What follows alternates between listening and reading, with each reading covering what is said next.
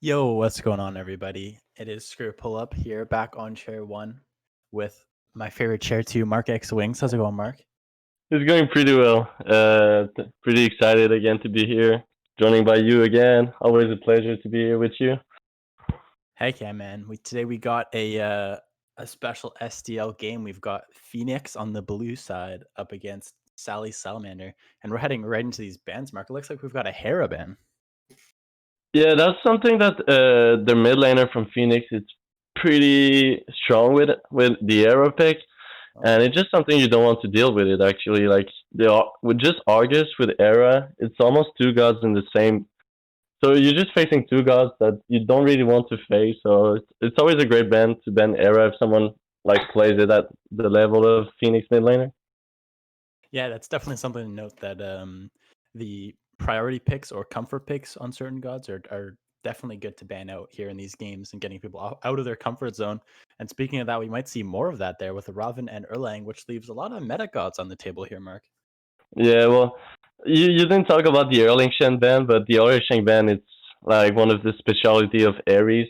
Even if her name is Ares in the in-game name, but her Erlingshen is something that she made her name from it, and not just her gamer tag, but just in games and like her performance on this god is just actually really insane. So yeah, a lot of meta picks are still open, but sometimes it's better to just ban the counter picks at this level because some people just pull out some crazy games on these gods.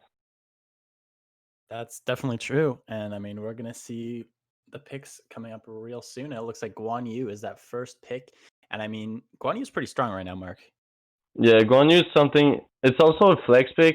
Like I'm not gonna be surprised if Get Frog Bros gonna play the Guan Yu in the jungle. That's something he did before. Mhm. And also Ares is like known for playing some warrior as a support too. So it's always gonna be a flex pick. So it's super strong, and it's always a good first pick. Except like if the enemy team pick Odin, but you're really gonna pick Odin for only a Guan Yu that heal for like 50 HP for like every 4 seconds. So it's just a strong pick, good flex pick. So something that like you can put everywhere. So it leaves some spot open for other gods to be picked. Yeah, for sure. And it'll be interesting to see what Sally Salamanders is going to take now with all these gods up and stuff to go. If they're just going to go settle for the more comfort, or some of them will actually go to their comfort zone. It'll be definitely interesting to see as the clock is ticking down now on Sally Salamander. Is there anyone here that you think would pick as a meta god, as we see Disco now being selected? Well, well, they pretty much just answered my question. There was not really any else that I can expect except the Odin. Maybe if they can play it, just pick it. Mhm. But there's not a lot to counter the Guan Yu. But it seems like Phoenix is pretty straight into their picks. They know what they want, and they just run the Morrigan. So double Guan Yu ult can be really annoying. So a lot of option for Morrigan. That's a god that you can just pick around. Like you can pick a Thanatos. Like there's a lot of options to just double stack some gods. So, and we see a Persephone, so I'm surprised where Morrigan's gonna go. So, a pretty Yeah, interesting picks right now. yeah, that could potentially be a Morgan jungle. I mean, you never really know where that's gonna go, right? And two Perstalts is definitely annoying. Yeah, well, it might go in the solo laner. I know Art Stepdad is known for like his all-around solo laner, so maybe he just learned that god by the time it's just like okay, I'm gonna bring it out in the solo lane, and also like you said, double ult is gonna be really annoying. So I'm surprised with those picks already right now. I won't gonna lie. Yeah, maybe a little bit surprising so far, and we're seeing Ratatosker locked in here. I don't know about you, Mark, but Ratatosker is one of my favorite junglers. I think he's super mobile, but how do you think he locks into this game with the Morgan and Persephone already picked? Well, the thing about the Ratata score, it's super, like it has a lot of mobility, so you can make some great rotation. It might be into solo lane or two, so that's another flex pick that you can bring in in the jungle and in the solo laner. So, but like I said, a lot of CC for the Morrigan doesn't have the best mobility, so you can just put a lot of pressure to her. You have your slow with your dash, so a lot of option going with the Rat. But just give another option to Morrigan to just fly away, make some rotation too. So that's something you need to be careful when you pick some gods again Morrigan. You don't want to pick some gods that they can use and just like punish you for picking those gods. Ooh, and it looks like we're seeing an Izanami pick locked in here for Sally Salamander. And I mean, maybe someone who's potentially a little bit exposed to ganks, but I mean, definitely someone that provides a lot of pressure. Yeah, it's someone that brings a lot of pressure, someone that's super safe too. Like you don't have any issue to wave clear for sure. So you're always gonna have the pressure if you clear the wave safely, or if they don't pick like the something like an honor that just can dash you and like make you stop clearing. So I'm surprised with the soul pick. And Ooh, these are not that's not two gods that we see really often, and the soul getting pig and Ares. So it looks like it's gonna be a Persephone solo lane in my opinion. It might be Morrigan too, but honestly, those picks and Van are getting to start really weird right now. Like Rad is not the jungler we see really often. Izanami is not the ADC we see really often. Ares, same thing, not the support. Same with Soul. So a lot of just counter picks. It looks like in that game. yeah, it seems so. Um, I don't know. I think that it would potentially be the Morgan Jungle, but we'll see what could happen, right? With there's so much flex on that team. Like any of those guys can go almost anywhere. And Nike is the last selection here locked in for Sally Salamander. But I mean, these teams are both pretty off the board picks, you would say. But which team comp do you like the most? Because they're both pretty wild here, Mark. I have to give it to the Phoenix squad. Just with a lot of CC with the Ares ult, the Morrigan. Same thing with Guan Yu. Like everybody has pretty much a lot.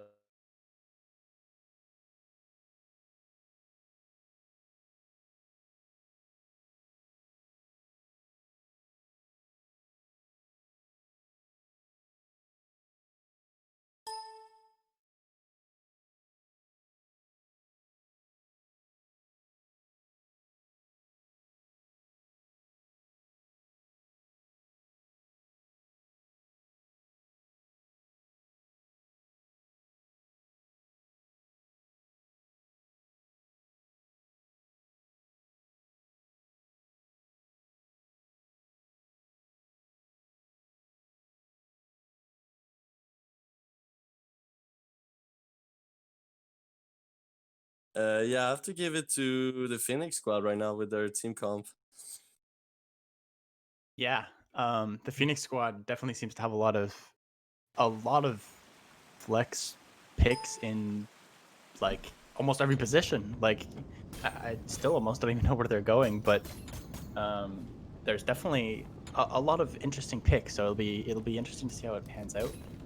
But I mean, yeah, Phoenix definitely looks like they have a really potentially destructive squad at least. Yeah, it's something that they need to take advantage of their team fight, in my opinion. That should go in the way of Phoenix just for the air result. So if someone burned their beads, it's gonna be free kills almost all the time for the Mhm. Phoenix squad. So they just have a lot of CC to set up the Ares, so a lot of beats burner with the Guan Yu seems like he's gonna go in the jungle right now. So like I said, a lot of CC to just set up the Ares to it like in 4 or 5 men ult. So they shouldn't need to play around that to just burn as much bees as they can and just wait for Ares to come in and fight. And he didn't buy Blake, so that's something I'm surprised to. Most of the time you expect Ares to go with a Blink, and she play her gods like that she made her name with, we were talking a little bit earlier, Ares Mhm. with on Ares. Should be a good one. Yeah, I mean, Ares on Ares indeed. As you mentioned, the blink not picked up for either of the really more aggressive supports that could be blinking to get their ultimates off. So both of them playing a little bit more passively, but it'll be interesting to see how that actual duel works with, two more aggressive gods playing potentially two more passive playstyles. Yeah, Jinxon is something I'm not that surprised to not have Blink, because yeah, he has a good CC, like a good ult to just blink and ult people, but Ooh. like if you talk about Ares, you just expect Blink. That's something like maybe Jinxon you don't expect it as much as Ares, but Ares, if you don't buy Blink, I'm surprised right now, but Shell's never a bad pick too. Yeah, agreed for sure. And speaking of the Ares, we're seeing a lot of pressure on that dual lane and in the middle lane as well, as Persephone and Guan Yu are really pushing back the pair of Rat and Disco in the middle is looks like Red is gonna try to get back to that red buff as soon as possible. And both teams will kind of disperse here. But it seems like there's a lot of pressure on Fenyx so far. Yeah, well, I'm not expect a good early game from them because all like except Ares, maybe Ares has a good early game, good damage, but that's the support. So it's not the one that's gonna be able to do a lot of damage and like just put pressure for the team. But if you look at Soul, she's a late game god. Guan Yu, you still have the potential to have a good early game, but that's only if he start making rotation with his full boots. He's gonna be able to do some great damage and great games. Ooh, little fight here over the Oracles at the Gold Fury. It looks like the trade's gonna go 1-for-1. So Guan Yu picking up one of those as the duo winner, Sally Salamanders, picks up the other one, and they're gonna head back into wave now. Losing, gaining that pressure again. Sorry, is gonna be Fenyx now, as they're gonna have that wave cleared. They're gonna push Sally Salamanders back, but Soul is an interesting pick, Mark. I mean, we don't see Soul too much anymore, do we? Well, that's something I'm sad about it. Soul, in my opinion, so good. Like her late game with her passive, you do so much damage with your basic attack. And yeah, everybody know that since Ring of Hecate got nerfed, there's not a lot of people that play made ADC right now. So, but Soul has so much sustain. She has a great ult for team fight. She had a lot of like damage with her 2. She has the escape with the 3 that you can be CC immune with damage. So she has a lot of potential to just out carry a late game. Like that's something I want to see more, and I'm pretty happy to see Soul getting picked up today. Yeah, for sure. And I mean, we definitely saw Soul getting picked up a lot more around the season 4-5 range, right? When she was coming out and she had that big power spike in the worlds and stuff. But definitely not as much recently. Well, the thing is, there's so much good ADC, there's so much good hunters, and like, you can talk about Odibo too, you can talk about Felnod, you can talk about Kinstar. There's so much good items to set up an ADC to just carry. You can talk about Berserker Shield too. So there's so much good items, and most people are just used to just turn around and say, okay, I'm gonna play hunters. And like I said, Honor, Cupid, Ramas, all good gods right now that just can change a team fight. But the thing is, Souls can still do it in her way. Like it seems like she's gonna run the ring Hecate too. So I'm expecting a lot coming from the Soul late game, but early she's gonna have struggle against the good wave flip from Izanami. Yeah, I definitely agree with that. So far in this game, though, we've seen a pretty passive start from both teams. We're 4 minutes in here. No real invades or crazy plays so far, but we are seeing some poke go back and forth here as the duo lane members both hit 5 on each side now. So we'll definitely start to see some more rotations here. As yeah, especially from the Rat, in my opinion. Rat's gonna be the one that should make rotation. Since you have your ult, you're just able to just start ulting at your red buff and you're almost gonna make it to the duo lane. So yes, like you can ward as much as you want. You're never gonna be able to catch up the Rat that's gonna gank you. So for Soul, she's gonna need to be careful because I guess she doesn't have the best early game, so she needs to be careful of not getting rotated by a Rat ult. And same thing with Guan Yu. Like Guan Yu can catch up these Izanami off guard with her ult and just follow up in her dash. So both of them should be careful and ward a lot so they don't get caught up. Ooh, a bit of a fight going down here in mid lane. First ult comes out to count the Guan ult as well now. Tons of damage, and it looks like first kill is going to go to the Guan Yu, picking up that Jing Chen as the Ares ult chains come now, pulling in a god, and it's going to be Rat that's left in. Oh, and he's just out really close to death there, but it's a really good start for Fenyx here as Get Frag Bro picks up the first blood on the game on that Guan Yu. Yeah, I think we just saw exactly what the team coma Fenyx is gonna be what it's gonna be about. It's gonna be just you're gonna beat the first ult. Well, Guan Yu's gonna ult you, and after Ares gonna ult you. So that's just exactly what we need to expect all game long coming from Fenyx squad. Just gonna be CC over CC and a lot of good team fights like we just saw right now. Yeah, and I mean, the good part for Fenyx is they just kind of made Sally Salamanders lay down and take it. It wasn't really much of a return. They just kind of sat down, burned the beads, got a bunch of ults off, and took that first blood, which is going to be really big for them in that sort of pressure comp that they're playing.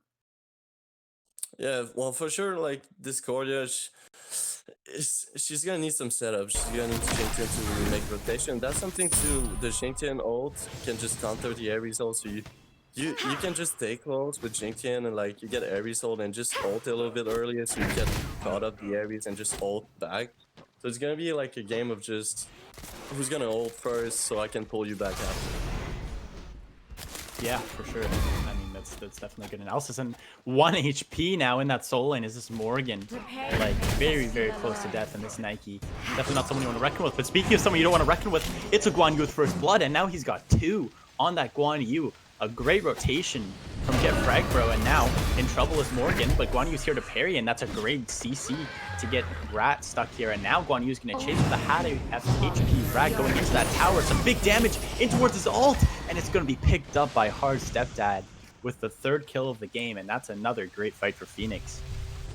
Yeah, well, that's the thing. Guan Yu's starting to do, like I said, he has his full boots, he started making rotation, start doing a lot of damage. And we see that his game is going to open the tower. Oh, huge ult from Fenyx as another kill is going to come down. And that did not work out in the favor of Ares as he goes maybe a little bit too far into that T1 tower. Yeah, I think she was looking to ult the Jinkian, but it seems like Jinkian just ulted a little bit earlier and pulled out of the tower, and she was so out of position. And great Jinkian pickup too, because just like Ares doesn't have any escape, so you can just ult her as much as you want, and you're gonna pull her down on the tower without any escape. Oh, we're seeing some huge pressure here from Marissa on the Izanami. That's a perfectly timed ultimate and definitely a lot of damage now. And the support is coming in to rotate Jing Chen. He does not have his ult, but he is able to do some damage towards the soul. She's going to use the ult in her retreat. And there's now 3 players from Fenyx here. They're chasing down Jing Chen, and he's going to fall to Get Frag Bro. He has got 3 kills really quickly.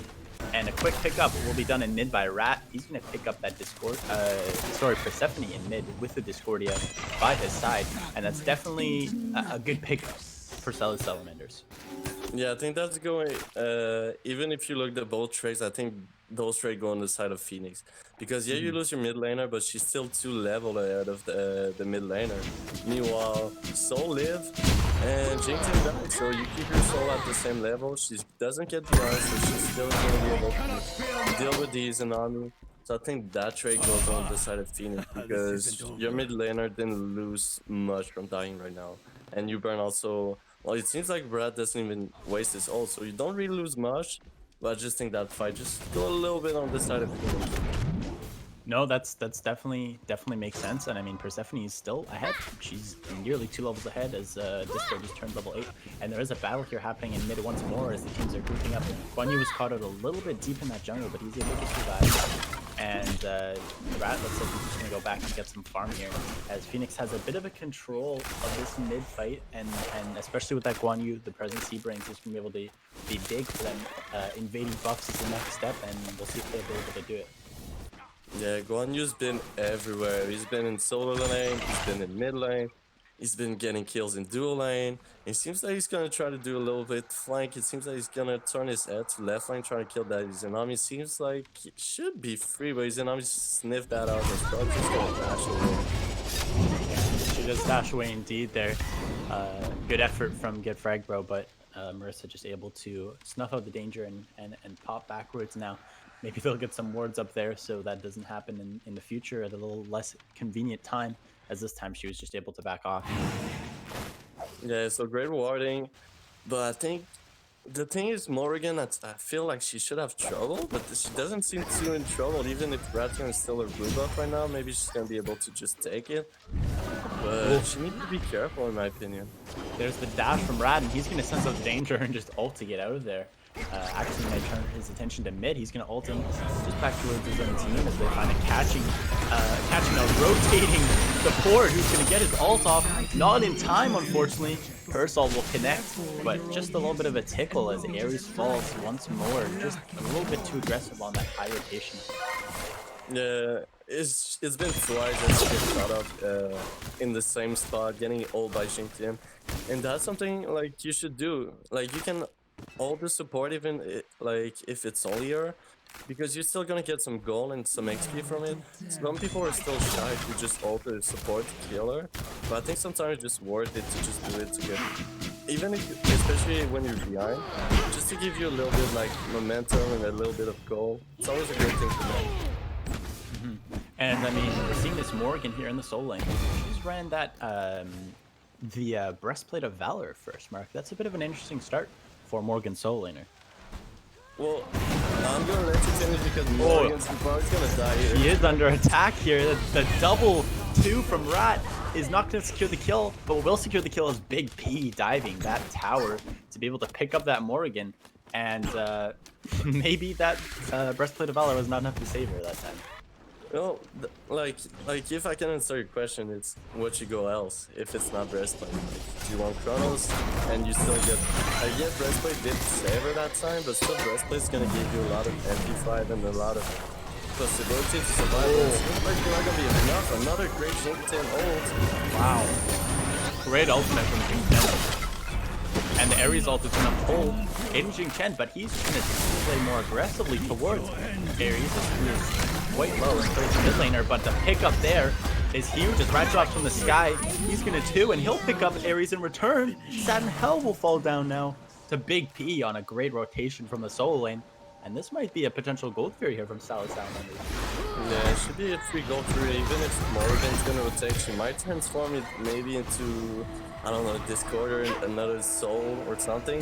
So it's not free yet. Oh, there's the soul ultimate, and it's gonna pick up a kill. The first ultimate comes out now, and Fenyx is on a rampage. They are headed towards Sally Salamanders, and they have picked up a nice return kill there on the Ratatosker. Yeah, great rotation, great patience too from the soul. Just wait a little bit. Then the rat was still a little bit too low, and I don't know why he was tanking it too. Maybe the Jink wasn't base. I don't know what happened. But the Nike was there, and she didn't even tank it, and the rat just died instantly by the soul. So great patience, and that's the thing too. That Nike should do that way more often. She gave a good rotation mid lane, and after just able to bring his team up.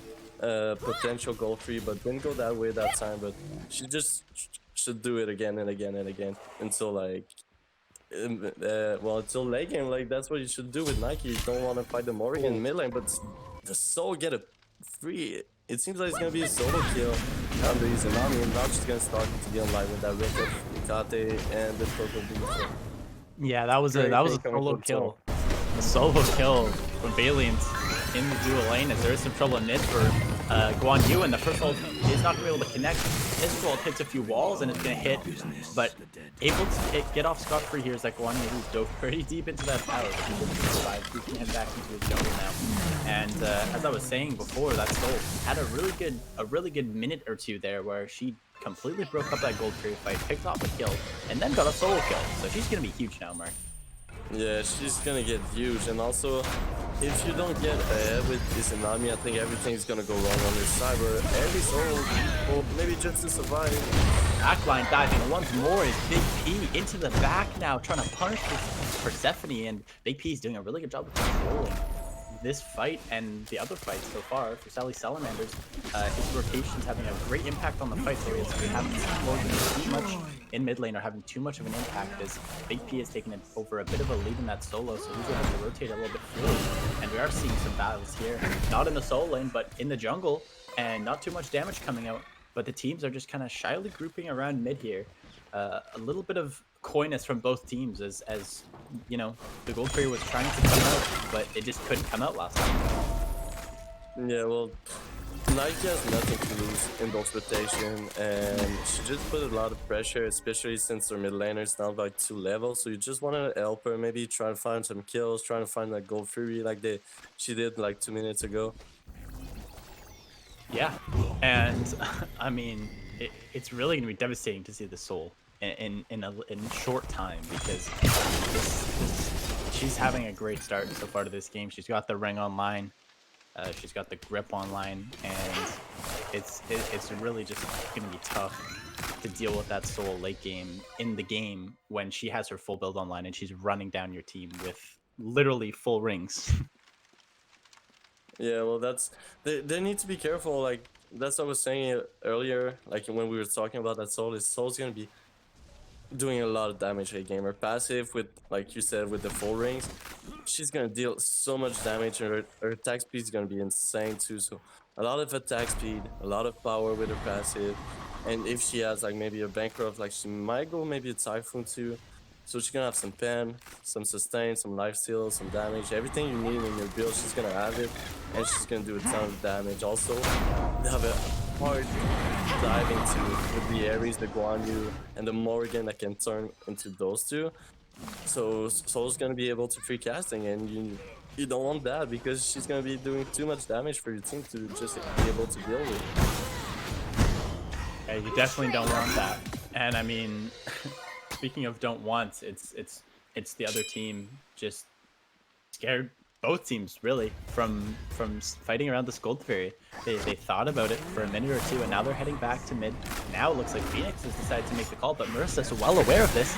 She is watching from a distance, and she's alerting the team as they're now coming. Half HP is the Gold Fairy, and it's leashed away. Not sure if that was a mistake or not, and now Jing Chen sees a big stack. He's gonna head in, and ults are forced for CC immunity, but pulled in now is Jing Chen himself from the Ares ultimate for CC immunity, and Persephone is just gonna punish this Jing Chen for his dive, and Guan Yu will pick up a kill in the back, but Marissa is able to pick one in return. Now in the rattle, crashing down from the skies in the backline, Nike all comes out, and Marissa's gonna be able to pick up a double kill now, securing Ares with the Izanami power that she's picked. That's like 2 huge kills now for Izanami as Big P is diving the backline.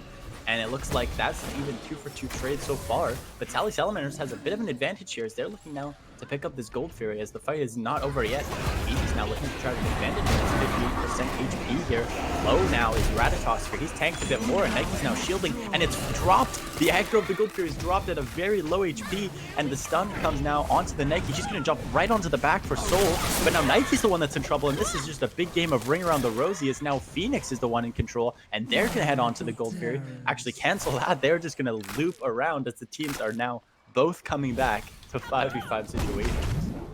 Yeah, that was such a big mistake from Sally Salamander to just drop that Gold Fury.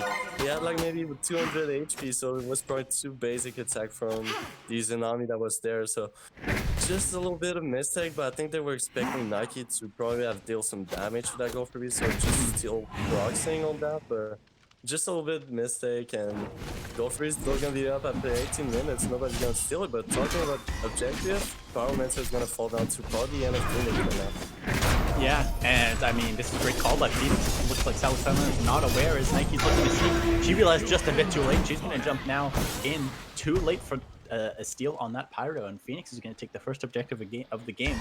But I have a question for you, Mark. I wanna play a game. What time is the first Gold Fury gonna die? What do you think? I have to say 24 minutes and 25 seconds. Because it's not gonna fall down soon. That's my guess. This like they want to fight right now. It seems like they want to fight, and Ares chains and right into that Persephone ult. But Nike's just gonna be able to survive and the ult for her own safety. But Radin now diving the backline right towards onto the Soul, and that's not what you want to see if you're Soul. And that's a big apple in your face, and that's a death. Big P picking up the kill. Soul falls, and that's her first death of the game, leaving her as the last player to fall for the first time. And that is a big kill for Sally Salamander. Yeah, well, I want to know what's your answer though. You didn't tell me what time you think it's gonna fall down. I'm gonna say 22. I'm gonna say 22 minutes is my guess. It's gonna be close, man. Cool, and we've got the Guan Yu diving now, back in towards more action. This Guan Yu loves his dives, and there is just a 2v2 scenario happening once more. It seems like these solo laners have spent very little time in their own solo lane this game, Mark.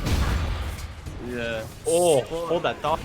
Morrigan with a huge stun. Now Guan Yu is diving this backline with ult. He sees his opportunity, and that's going to be a kill. The Morrigan picking it up, and that's a double kill. Great Morrigan ultimate, and that is 2 diving Guan Yu ults in your face. That is not fun for Sally Salamanders. It looks like Fenyx is now turning on to this Gold Fury. The oracles are held by Sally Salamanders. They are well aware of what's going on. But there are 4 players fighting into 2 here as the Fenyx team is actually quite low, and the Blake's going to come in, and from Jing Chen he'll throw it away, and Sally Salamander has stolen it. I think it was Rat that has dove in to take it. He's going to ult out of here. Jing Chen may not be so lucky, but that's a Gold Fury for your support, and I think Sally Salamander will take that all day long. Yeah, I think they're gonna take that Gold Fury, and also the Gold Fury. They take the Ares ult, they take the Persephone ult, so a Yup. lot of ult that get burned. But great job by the Jingtian to just ult all everybody on that goal free and just be able to give a little small open window to your rat to just throw his tree on the goal free and to steal it. So great job by the Sally Salamanders support. Well, there it is. There's the answer to our question, and it's 21 minutes on the dot for that first gold fear of the game. It took a while, but it definitely brought the kills out. We were here sitting 5 minutes in with no kills, and now we've got 22. So it's definitely a feverish pace to this game now, as the action is really picking up. And we've got a level 19 soul, which is ready to just shred tons of damage as Valiance has now got that Typhon's Fang online mark. That is going to do a lot of damage. Yeah, it's gonna do a lot of damage too because you have 70 power, 10% penetration, and 15% magical life steal. So you cannot only say that it's good. It's a good item because of the power and penetration. You can talk about the life steal that's gonna help with the purple's boots and the ring of Picante. So she's gonna be able to life steal so much, and she's gonna have a lot of power. And she already had the tail Kind's ring, so she's gonna do a lot of damage to everybody. The tanks, the squishy, she's just gonna burn everybody when her passive's gonna be up. She's gonna do a lot of damage. So Fenyx needs to play around her, I think, at this point of the game. She's super late game, and I'm pretty sure you probably just hit that point of the game that she's almost full build, and she's gonna be able to just win team fight for your team. Yeah, something to point out here, Mark, that I've just noticed actually, and I believe chat has also pointed out that left click go burr on the rat has actually picked up the thick bark acorn for his acorn. That's the tank acorn, which allows the double 2 spin for him, and that's not the traditional start for junglers, Mark. Yeah, it's not a traditional, but it's never a bad option because you're gonna do a lot of damage with your gear. It seems like you're just gonna go straight damage, but it seems like it's gonna fall down again. Strike's gonna be able to find a kill. Yeah, he is going to be able to find a kill on that disco as Perceptional comes now to pick it up, and Guan Yu is running away on his horse, spinning around, and unfortunately he's going to fall, but the real Guan Yu is still alive for now. The big pull comes down, and Valiance is going to be able to pick up a kill on that Jing Chen now, chasing Marissa now is 2 or 3 members of Fenyx, and she's going to fall to Valiance as well now. 2 kills for Valiance on that soul, and he is just chunking down the members of Sally Salamanders, and Guan Yu now is going to fall as Valiance is still alive, though. He's got 2 players to potentially kill here. He is chunking hits on that Nike. And this fight is going to disperse again, and it's a 3 for 2 as Valiance is still running down people, but it's just the soul we've talked about, Mark. Yeah, it's the soul. I wish I could see like how much damage she did in just that little 30-second or maybe 45-second of fight, because it's probably just a greater damage by least if it's not more.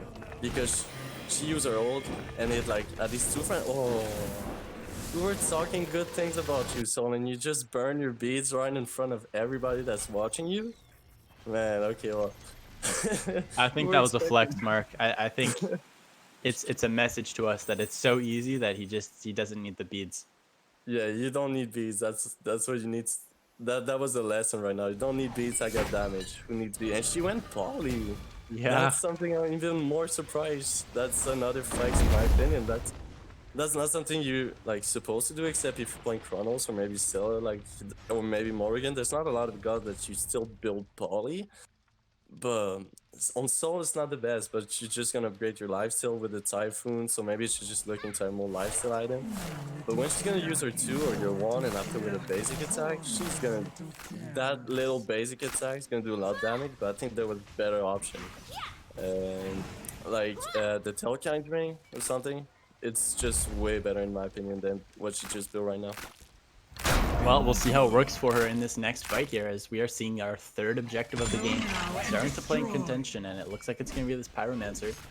Team's not paying too much attention to the Fire Giant, but they're definitely grouping around here, and Guan Yu is actually in a bit of a fist fight in the middle with, I believe, the Jing Chen is the one in mid lane that was messing around, but they're now back in around this Pyro, and it looks like Fenyx is going to be the one to aggress onto this Pyro, and it's now breaking down pretty quickly at 50%. Izanami, though, is on that Gold Fury, and I believe there's another member as well on the left side of the map on that Gold Fury, so it might be objective split for objective split, but Sally Salamanders is here. They're going to give up this Pyro. Fenyx is going to take it, but I don't think they're aware that Sally Salamanders is on that Primal, and it was a team effort there on the left side. But the problem here for Sally Salamanders is there's 5 members of Fenyx, and they are looking to potentially run down and get some sort of compensation for missing out on that Gold Fury. Rad's going to come in with that too. There is Jing Chen now is going to pluck 2 members back towards. Unfortunately, that's going to make them miss a Persephone ult, but that doesn't matter as Ares now is going to pull an ultimate, and Nike comes down to claim a kill. So does Jing Chen now, picking up that Morgan as Valiance has died as well. That is not good for Soul, and that's not good for Fenyx. Now running away from battle is Ares at a low HP, and it's a great CC dash there from Get Fragbro, and he will pick up a kill as well onto the Rat before falling to Marissa now. And another kill for Big P in the backline, able to pick up that Persephone. A big pick now, and Sally Salamanders are in the driver's seat, Mark. Yeah, I was not expecting them to take that fight right now because Izanami was on Gold Fury and she wasn't in the little smaller area that just fight, but we saw the Jin just said, okay, I'm gonna engage and everybody's gonna follow up, and it seems like they won that 45 fight without the Izanami for the first 5 seconds, and the Sally Salamanders just gonna take a few fire time, and I think things just turn around for them. The early game was on Fenyx, but I think Sally Salamander have all the control of the board right now. It seems they're gonna have a free ride until the next 3 towers that they need to take down. Yeah, and I mean, we've seen a really slow creep in this game. Like, we're almost heading up to EFG territory. We're almost at 30 minutes, and none of the T2 towers have been knocked down. They've been tickled a little bit, but nothing too crazy. And we're seeing the variance in builds come out a lot. Specifically in that ADC lane. We've talked about the Soul with those builds, and I believe Valiance might have heard you from the grave. He sold that Polynomicon. He's looking to build something else. But Izanami is also going to a hybrid build with a lot of crit. She's got Wind Demon and probably now going in towards a Deathbringer. As we see, sorry, hold that. The action coming out and the blink is coming out. It's a great engagement from Jing Chen, as we've seen much before. Ares is left for dead, and he is now in the grave himself. He has fallen for a 5th time this game, and that is not what you want to see if you are Fenyx now looking to protect their own Phoenixes. And this T2 tower now is under siege from 5 members. With Fire Giant now, Morgan trying to rotate it, cut over by Big T, and a bit of zoning happening with his ones. And that is 5 whole members with Fire Giant now barreling down. They're going to look to grab these Phoenixes. And it is not looking too good for Fenyx right now as they're heading right for this T2 tower. And they're probably going to head for this T2 tower on the right side, Mark. But it's definitely looking pretty good for Sally Salamanders right now. Yeah, I just love how they play some smart Smite. Like they don't want the Fenyx. They said like there's 3 towers still, they're still up. So we're just gonna take them down one by one, and we're probably gonna reset, in my opinion. Yeah, they're probably just gonna reset and go back. But you wanna know you don't need to deal with Ares. Well, you caught him off guard, you CC him, and even if you're gonna die before, and that's how you win team fights. You just take Ares out of team fights, and you should win every team fight by now. And that's what they've been doing it since the first 5 minutes. And Shinken is level 5. I think he's been using his ult every time on the Ares, and it just seems to work so well for them because they don't have to deal with that Ares after that. It's such a big relief for them because they don't have to just be careful to, oh, is my beats up? Well, it's not. Well, Ares is dead, so I don't have to deal with that anymore. Ares is dead, my beats can be up or down. It doesn't matter to me right now. All right, Mark. Well, it looks like Sally Salamanders have about approximately 70 seconds left on their Fire Giant here. What do you want them to do with this? Do you think they should go wait for this Oni? Do you think they should push a Fenyx?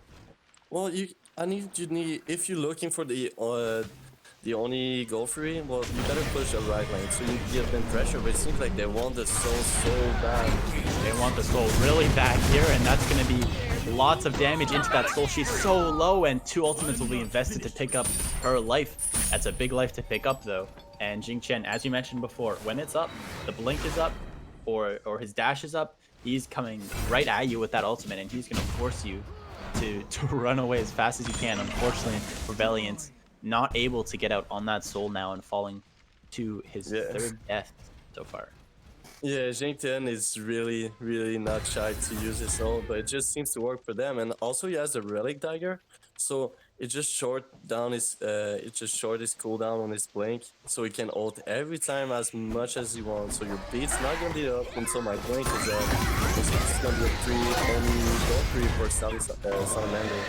But right now they just need to push as much wave as you can, and I think you need to wait for the next fire giant to just maybe try to push and maybe just push for the end at this moment. Yeah, and unfortunately now for Phoenix, they've got these Oni Fears to contest with. So it's going to be Great Pyro, and they're going to be having some real troubles to clear these Onis and rush to the CFG in time. Yeah, well, I think I want Sally Salamander to just push the left lane. So you give them like as you see right now, their mid laner is stuck to just clearing the left lane. But you need to do it right now. So you bring someone to just clear that left lane from Phoenix. So it just become a 5v4 for you. So you need to put pressure at and like somewhere else. So just make yourself so much easier to just take that fire giant after that. So you need to make them think. You need to make them make decision while you're just taking a fire giant right in their face. Well, it looks like Phoenix is not going to be clearing these Onis before the CFG fight. It seems like their call is to put some sort of contest on the CFG as the Onis are now raining down towards their Phoenixes. And they're in a bit of a tough spot here as now Sally Salamanders has a big strangle in this game and Rad is having a flanker on the back. Speaking about flanking, Chan is going to be able to pull two players in towards its Valiance falls super early. Arizal comes out in counter, but it doesn't matter. There's the big apple right on top of Ares, and he's going to fall to Playboy easy, and left click over picks up a kill as well. Wanting someone in return, but now he is in big trouble from three members of Sally Salamanders. And split from his team, Hard Septad is the only one left alive, and he's fighting for his own life now with Rat diving that backline and able to survive for now is Hard Septad, but Rat is coming in with that 3, in with the 2 now, and he's going to be able to pick up a Dia side for Sally Salamanders, and this is looking to be the game, Mark. Yeah, it should be the game. I was saying that Seoul has such a good late game and Phoenix had such a good team fight, but it just seemed Jingtian was the MVP of that game and Phoenix didn't have any insert. And that's something I'm surprised because Jingtian is probably the only one that can burn some beats. Meanwhile, everybody on Phoenix can burn some beats, and it seems like the Titan's gonna get burned too. So great game by Sally Salamander, just great game in general. We had a good 33 minutes of action. Yeah, that was definitely good action, and it's making me excited here for game 2 because it was really back and forth. I mean, we were sitting here 25 minutes in, and we didn't really know how this game was going to go. We were seeing some really like a 2-3k gold lead at that point, and Sally Salamanders really took what was a slow paced game and made it fast paced and turned into a win. Yeah, we didn't know nothing until the 22-minute goal free that we saw, and I Yeah. think even if Jingtian died on that fight, but I just think it gave them a little like breeze of hope, something that just said, okay, well, we have a little bit of action, a little bit of hope on our side. We have a little bit of momentum coming from there. And I think I just after that, just Jingtian been on point with his ult and just set up his team, take some people out of the fight, and just was a 4v5 after that for Sally Salamander all the time. They had the advantage all 25 minutes after that just with his old burning people and just taking someone down was a 5v4 for them. Yeah, definitely. You'd have to say the shift of momentum was definitely that Gold Fury, the great play there by Jing Chen and Rat to steal that. And then I mean, ever since then it was up for Sally Salamanders. And ever since that they took that game 1 and they're looking to take a 2-0 in this set. 1-0 up now on Team Phoenix, and that is going to be the game 1 here. We'll be back with you very shortly for game 2. And yeah, we'll see you in a bit.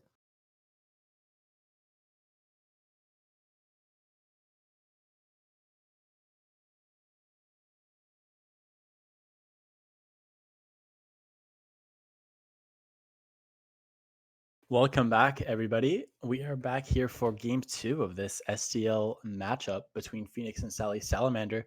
And Mark, I think we're in for another good one here. Yeah, we should be in for another good one. Game 1 was honestly was even like until the first 20 minutes. And so like the goal free steal and like after everything just follow up for Sally Salamander, everything was at the right place at the right moment. So but another thing I want to see if are we gonna see another weird like crazy team comps that we saw from both teams? Well, maybe we will here, but not the same one as last time, at least, because both played mid laners here banned out. The Disco on Playboy Uzi was banned, and the Persephone on Satin Hell was also banned. So it looks like they're going to go off of that. The Hera that we saw banned last time as well.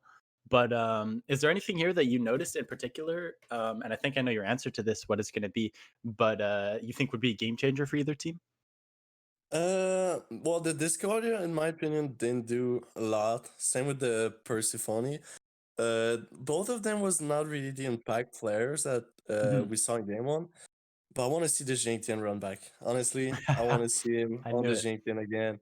I want to see the setup. I want to see the Relic Dagger with the blank, cooldown, everything he did for his team. I just want to see the Jintian get pick up again.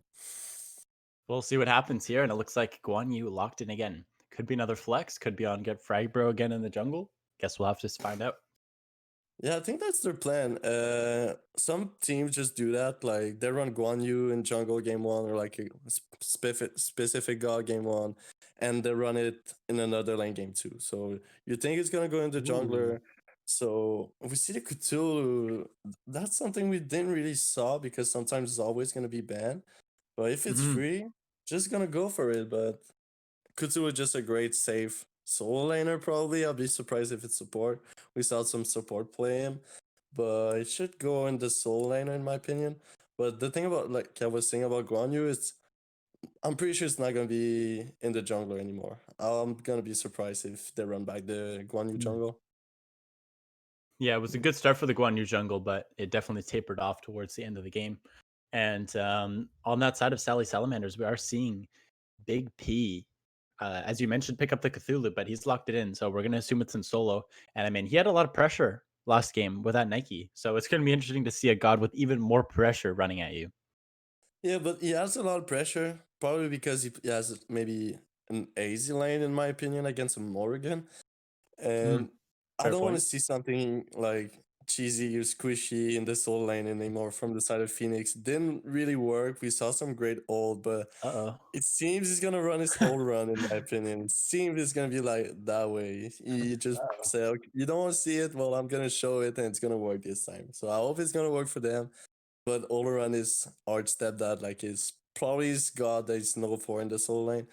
And the Capri, so it seems gonna be the Guan Yu jungle again, but it might be all around ADC too, but it seems it's gonna run back the Guan Yu jungle. Man, I love a good Capri. I'm not gonna lie, it's one of my favorite gods in the game, and it's definitely a big plus on your team to have a Capri there when you've got a Guan Yu running down four people, when you can just plop an ult on him and res him back to you at 40% Well, HP. So I really like the Capri, and I think it's really good with a god like Guan Yu who goes super hard.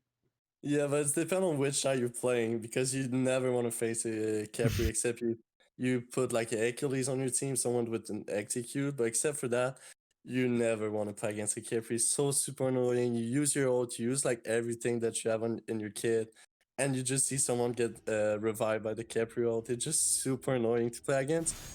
So, like you said, it's such a good god, but you wish that he is on your team. Yeah, and I mean, it looks like we saw Marissa on that Izanami last game. It looks like she was satisfied with her performance. It was a pretty solid job, and she's gonna run it back on that Izanami once more. With that crit hybrid build she ran, we'll see what build she runs this time. But yeah, the Izanami picked up again, and not sure if she knows it's gonna be against a different hunter than Oleron, but it's gonna be an interesting one once more as the next set of bans has come out here. We've seen a Thoth banned out, a Neath actually, which we don't see too often, a Poseidon and a Ganesh. So all around the board here, lots of bans. But I Yeah, mean, there's definitely lots of room here for either team. there's a lot of rooms, and there's still a lot of good mid laners too. I know like Discorders get banned, Poseidon, Era, but Morrigan is up. Morrigan's always good option. I Mhm. was about to say Scylla too. Scylla's getting picked up right now. Artemis. That's Valiant's knows for, and so is L. It's known for Satin L. Another thing, like these guys seems to love to have gods in their gamer tag. So no surprise there. No surprise. You can almost predict what they're gonna pick just with their gamer tag. So, but this still is gonna be. It seems like Sally Salamander is going for more late game team. Meanwhile, Fenyx just looking for great sustain and like you can fight me. You're gonna step back a little bit, heal everybody with the Guan Yu. Same with Older on Hell. So they're gonna need a lot of Hentile on the side of Sally Salamander. So same thing with Artemis that he did with his soul. It's he should be doing a lot of damage a game. That's another thing about Artemis. She's the pentakill god in my opinion. If there's a god that she can get a pentakill in a game, it might be Artemis. So I wish my prediction are right, but Pelly's gonna get pick up. It seems it's gonna be Fenris support in my opinion, because Big P. Yep. Well, yeah, Big P, I think he's the support, the soul liner, so Big P is Yep. going to be running the Cthulhu, and Fenrir is going to be support, so a lot of setup too for the Scylla, with the Fenrir stun on his jump and his soul, so Scylla is going to do a lot of damage, Artemis is going to do a lot of damage, so it's going to be a great matchup in my opinion. Yeah, it'll definitely be a nice one. And I mean, we saw the pace the first one came at.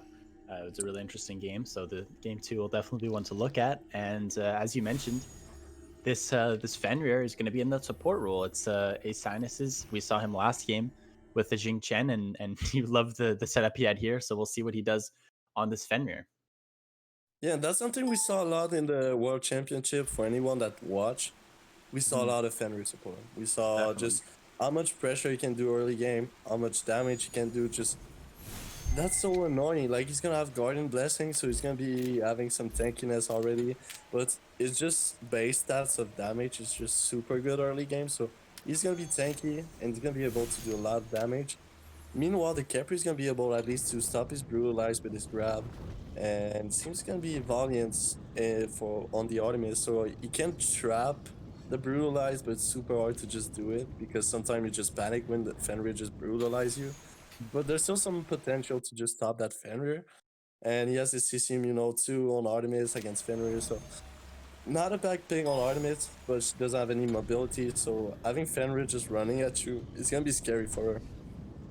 Yeah, it's definitely going to be scary. And I mean, we saw how he handled the pressure that he gave last game. So we'll see how it works on this game.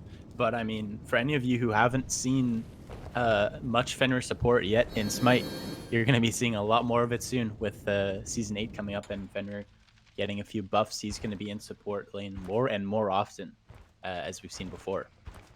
Yeah, Fenrir, in my opinion, always been a god that's like a little bit underrated because there was always some gods better than him. Like you can talk about early season 7, everybody was playing Unbats. You can see right now everybody's playing like Seth, some Pele, some like Art Carry, jungler. But in team fight, Fenrir is never gonna be bad. You build him a little bit bruiser in the jungle. Now he is in the support, but like you mentioned, it's season 8. Probably we're gonna see him more. But he's just someone that can change team fight with his ult. Like you set up a Scylla ult with your ult and just reset the Scylla ult if he one-shot him. So a lot of potential with Fenrir, and that's just something like we don't see often because there was always some gods better than him. Yeah, and just something to note here as well, that Fenrir has gone for that horrific emblem start on his support pick there. So it's going to be interesting to see how that horrific emblem will be played in these team fights. Yeah, it seems like you want to play the early game. You want to get the first blood probably with the Horrific. But the thing about Horrific, it's not a bad relics. It just you don't give shield to your team shell. But the thing about Horrific, if you upgrade it, I think you reduce some damage. So it's super good. You burn beats too with it. So they're great relics, but it's not a shell. So if you're in danger, you're not gonna save your team with Horrific. Nope. You're definitely not going to save your team. You might make the other team a little bit slower, but your chance is not going to work out very well. And this Fenrir, we're seeing him already with the straight aggression. He's gone for 2 jumps right off the bat in the first minute at the duo lane of Fenyx. And nothing too successful, but he's definitely setting the pace for how we think he's going to play this game, as it looks like Sally Salamanders with that pressure is going to head right into his oracles. And definitely a good start for them in terms of farming wise as they get a little extra gold jump. Well, something I'm surprised is they don't put too much pressure like you expect. The Artemis doesn't have the best wave clear. Capri can help, but Izanami just like the best wave clearer as any ADC, and Fenrir can just poke. But we didn't see that as much as I was expecting. But still, like I said, I'm surprised that like Fenrir is not more aggressive. Probably because he doesn't have shells. We don't want to die because we said, okay, you don't have shell, you cannot save your team or yourself. So I'm just gonna prove you like I'm not gonna die here. Well, I mean, I've seen Oleron Solo typed, Oleron Solo Cringe typed in the chat, but it looks like Oleron Solo Cringe is handling this Cthulhu pretty well in the soul lane so far, as that Cthulhu is very close to dead under the tower. And some good pressure here from Hard Stepdad on this Oleron Solo, as you mentioned, is one of his favorite picks to play. Yeah, the thing about All-Around is its wave clear is super good. Meanwhile, Cthulhu is not known for its best wave clear, it's known for good team fight. So All-Around should be able to free wave clear and just put as much pressure as you want. He's gonna be able to take that totem, so give MP fight to his team. But he has some sustain too, so you can deal damage to him. He's gonna heal himself with his Warrior Blessing and his tier 1 Bankrupt, probably he's gonna go for. And also you have history on his kid that can just heal himself. So he has a lot of poke, a lot of good wave clears. So nothing really that surprised me right now that just Allrun is able to just put that much pressure as he wants. Yeah, for sure. And he's now got he's now fresh out of pots in that solo lane, and Oleron's got a lot of sustain, as you mentioned, with those 4 pots left there. And speaking of, that pressure from Oleron has resulted in another first blood from Good Frag Bro on this Guan Yu. We saw him on it last time with the solo gank, and he's done it again once more, picking up first blood on Big P on that Cthulhu, and he is now fallen quite early. He's gonna be able to pick up that early Stone of Binding, I believe, on Cthulhu in the solo lane, Mark. That's an interesting item to pick up right away. Well, that's something, yeah, that's interesting because you can just like go for your boots. In my opinion, that would be better, but it seems like he rushed at tier 1 Stone of Binding, so he just, okay, I cannot get my full boots probably, and he just went for his full Stone of Binding, so at least he's gonna have some damage, some protection, so if he gets focused, he's gonna have some protection. Cool, some aggression here shown from Fenyx, looking to take away that Harpy, and they are going to take it away from Sally Salamanders. A bit of extra stolen farm, and Fenyx now have a 1k gold lead over Sally Salamanders so far with that pressure. And you've talked about the pressure in this dual lane, but we haven't seen too much of it yet from Sally Salamanders. Fenrir has fallen quite low so far, and speaking of falling low, it is Hard Stepdad in that solo lane. Hitting right back is left click Burr on that Pele. She'll pick up a return, and that's definitely something you want to see if you're Cthulhu that's fallen to a first blood, a return for your own team. Yeah, that's something you want to see. They just said you want to gank my solo laner, well I'm gonna gank him again, and you have ult run, so you're pretty squishy, and he uses ult too, and the thing about Pele is you're CC immune on your ult for like at least your first basic, maybe 2 basic. But yeah, Pele is such a good god for CC immune ult, so she just can dive as much as you want with her passive too, so she have early sustain and some early lifesteal that most of god cannot have at this point. But I'm surprised that they play around the solo lane right now. That's not something we see from most of the team. Most of the team just want to play around dual lane so they can set up for a goal 3, but it's still early in the game. Like it's 5 minutes 15 right now, so it's just been 15 seconds since the goal 3 is up. So we can see a lot of ganks going in the dual lane right now. So it's still not it's not over. Seeing some ganks, but yeah, I'm surprised that we see a lot of people in the solo laner more than the dual lane right now. Yeah, and it's definitely good here for Frag, bro. He's definitely got a lead on his farming. He's picked up those buffs before left click Burr has, and now he might have an overhead on this rotation here.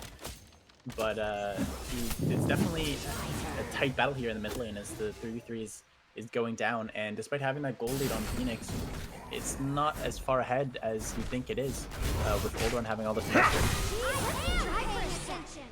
Yeah, well, at this point of the game, if you didn't take any gold free, or if you're not up by like 4 or 5 kills, it's still gonna be even. You can like be up by a kill, like gold's not gonna be a huge difference. So everybody's pretty much even, except in the level. Seems like Phoenix has a little lead, but it's probably not like big because like I was saying that, and like Pele and Couture would just hit level 7 and they just get even against their matchup. So everything is even at this point. Nothing to be scared of. It seems like they play slowly. The only thing we saw is the ganks coming from the solo lane from both teams. But I'm surprised that Pele doesn't use her great early game to just gank the Artemis. Because she has, like I said, she has a CC immune also. If you see the Artemis ult, well, you just ult and you're not gonna get CC. So I'm surprised she doesn't use her advantage of early game against that late game Artemis. Yeah, it's definitely something you could use to your advantage, being a little bit more aggressive as Marissa has now started, however, stacking that Dev Gauntlets, which is a good start on the Artemis, who decided to go for the full Ninja Tabby first now, as actually left to go bird in on this solo lane, and I'm not sure Oloran has realized, he's now realized and retreated into his tower, but it's another viewing here for this Pele in solo lane. Yeah, Nishi needs to stop focusing that lane. At this point, Auron has a full purple boost, he has a tier 1 lifesteal item. So it's not gonna be the one that's on that easy anymore. Like you said just a bit earlier, Auron might be in trouble. He is in trouble for the moment, but coming to save him is Gift Frag, but he's got some damage to his well, squad for an ult, and Pele is now rotating back over to the soul lane for a third or fourth time now, and Gift Frag Bro maybe in a bit of a spot. He does have his ultimate, however, and Pele's ult, not knowing that, she might be in some trouble now, as Oloran's gonna pop the ult. Pele did not know, and now she's in big trouble as we see Artemis get a solo kill in the duo lane on the Izanami, and Gift Frag Bro will pick up that kill in the solo. Yeah, we were. You were mentioning the Devil Glove star facing the Ninja Tabby star. In my opinion, just a 50-50. There's not really anything that's better than anything because Ninja Tabby gives you such a good attack speed boost and a little bit of power. Hold on here. Sorry, we've got a bit of damage here into this duo lane, and it's a huge rotation from Playboy Uzi, picking up an aggressive Valiant. Wow, that is just an overextension. Sorry, but back to your point about the Dev Gloves. Yeah, that was too greedy here from the Artemis, but yeah, it's just a 50-50 because if you just play to wave clear, well, you can still go Ninja Tabby and just be able to wave clear. But if you go for pressure and just play aggressive, in my opinion, you just go for Devil Glove because if you're aggressive, you're probably gonna lose some HP, so you're gonna be able to like go back at least with the Devil Glove. But if you're just planing like the Artemis is probably doing to just wave clear and not dying, well, just rush a Ninja Tabby. There's the dash from Kepri, there's the ult from Fenrir. Unfortunately, the root is off from Scylla, and Kepri was able to survive here and actually turn the aggression now back towards that low mana Fenrir support, and it's a great block there from Ares. Unfortunately, the damage does not come off enough to kill, and now Pele is on the aggression, with Kepri now retreating with his hell, and a lot of damage done here, but not a lot of kill potential. Yet Fragbro now is coming in towards his Pele, who has full health, and he's still gonna damage and take a tower shot and a root here. Now Scylla seeing this as an opportunity, she's gonna hit her ult, low HP, and Kepri will get that ult in just before left click go Burke and finish off that Guan Yu, and that's a good ult there from Ares. Oh, as he's gonna pick up a kill as well now, with the combination of the hell picking up that Pele. That's a great pick now for Fenyx once more. Yeah, Ares was on point with her ult right now. That was so clutch, but that was such a great setup from the Pele. That's not about you expect to set up a Scylla, but for knockup actually, it's a great setup. If you saw your Scylla just up on her ult, well, you're just gonna knock up and it's gonna be so easy for your mid laner to hit her ult, and that's what we saw. But like I was mentioning in the pink and that, it's super annoying to play against her. We see the beats getting burned by the mid laner from Fenyx, and it was probably not useful. Wow, there's a pick and there's tons of damage. Oh my goodness, you were talking about that earlier before too, with the fact that the amount of pressure that a Fenrir can do on you with the jump on top of you, and you feel you've got a beats because you think there's going to be a Brutalize coming your way. Yeah, well, that's the thing Fenrir brings, is you're always going to be scared if his ult is up. So if you see him dashing on you, well, you probably expect him to have his ult up. And you see, there's the ult is up right now. There is that ult, and Pele is now here to provide some damage in compliance with that. Guan Yu, however, is in the middle of 3 players, and he's going to be able to pick up a kill on that hell. That's a huge pickup for Guan Yu before he falls, and now retreating very quickly is that Scylla. She's going to fall, however, to Sadden Hell, who was diving on the hell to pick up that kill, and now Fenyx is all inside the back camps and red buff of Sally Salamanders. They're going to pick that up, and now they're going to this Gold Fury. This may be a tough call here, because Artemis is not here to attack this Gold Fury.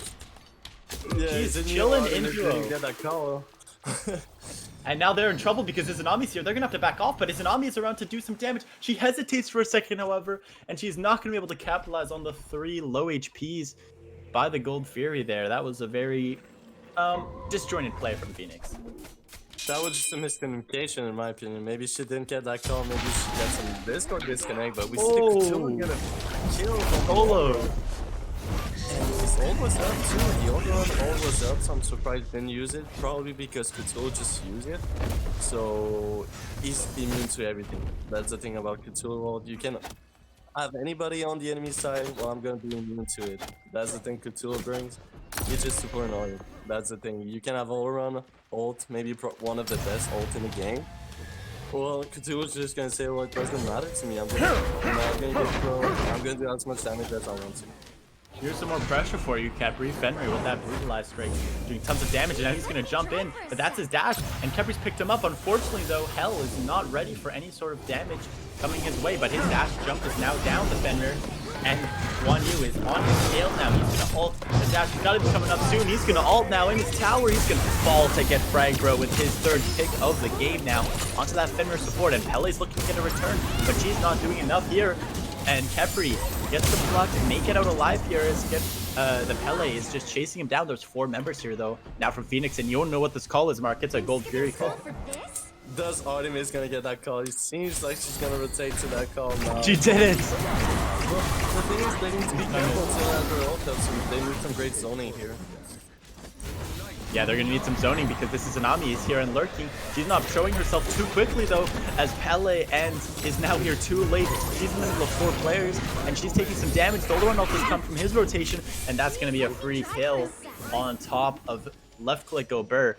He has fallen here now, and that is another pick here for Fenyx. As they've taken this Gold Fury, they've taken another pick, and now they're starting to slowly take the lead.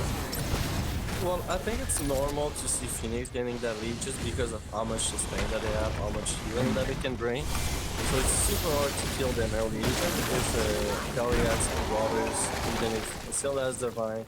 Yep. It's not going to be enough at this point. They have so much healing, DL have so much healing, so is the Guan Yu. It seems Fenrir's going to jump aggressively here.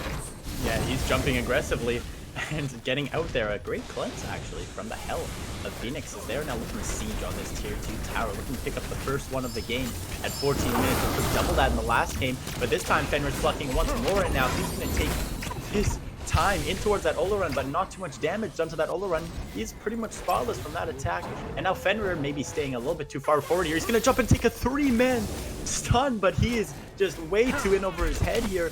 Low HP. This root coming up from Khepri, and he's going to be able to get out incredibly with 4 players there. Fenyx unable to pick off that low HP Fenrir. Yeah, we were talking about miscommunication a little bit earlier about the Artemis, but oh, great solar crush here. That's just gonna stop them from taking that T2 tower in left lane. But yeah, so like I was saying, they have so much sustain. So look, you're gonna see Artemis. I know the L is not there, but she's gonna live steal with her Devil Glove. Even All-Run can heal her, but that's the thing, they have so much sustain. But Fenrir needs to be more careful of when he's gonna engage too, because he seems to just jumping, but nobody's following up on Sally Salamanders. So that's the miscommunication I was talking about. We see the Artemis, maybe miscommunication, but yeah, Fenrir is just jumping, but we don't see any Stellar Crush, we don't see any Pele follow-up, any Izanami, we don't see any follow-up. So it's gonna be great when everything's gonna connect, when Stella's gonna be there with that Fenrir jump that's gonna hit 3, 4, 5 man. But at this point, they need to be better than that. Oh, man, we've talked about the pressure many times now that this Fenrir is bringing. The beads come out once more from this Artemis just because of the brutalize. And in the right lane here, there is action going on. And unbeknownst to get frag bro, he picks up a kill. But left click go Burr just did the Pyromancer as Satan Hell picks up a kill. And Valiant falls as well. There's kills going everywhere. It's a 2-for-1 trade, but the Pyro goes the way of Sally Salamanders. So 2 players fall and they pick up the Pyro. 1 player falling on Fenyx now. And in to defend this tower is the solo overrun in the duo lane. Yeah, if we didn't have that fight in right lane, I was about to say to the spectator to just go in the left lane because Fenrir had his ult, Artemis has no lead, so for sure that we know that Fenrir, we saw him on Jinkin. If his ult is up, he's gonna use it and he's gonna jump on everybody like we saw it. Big damage from the L.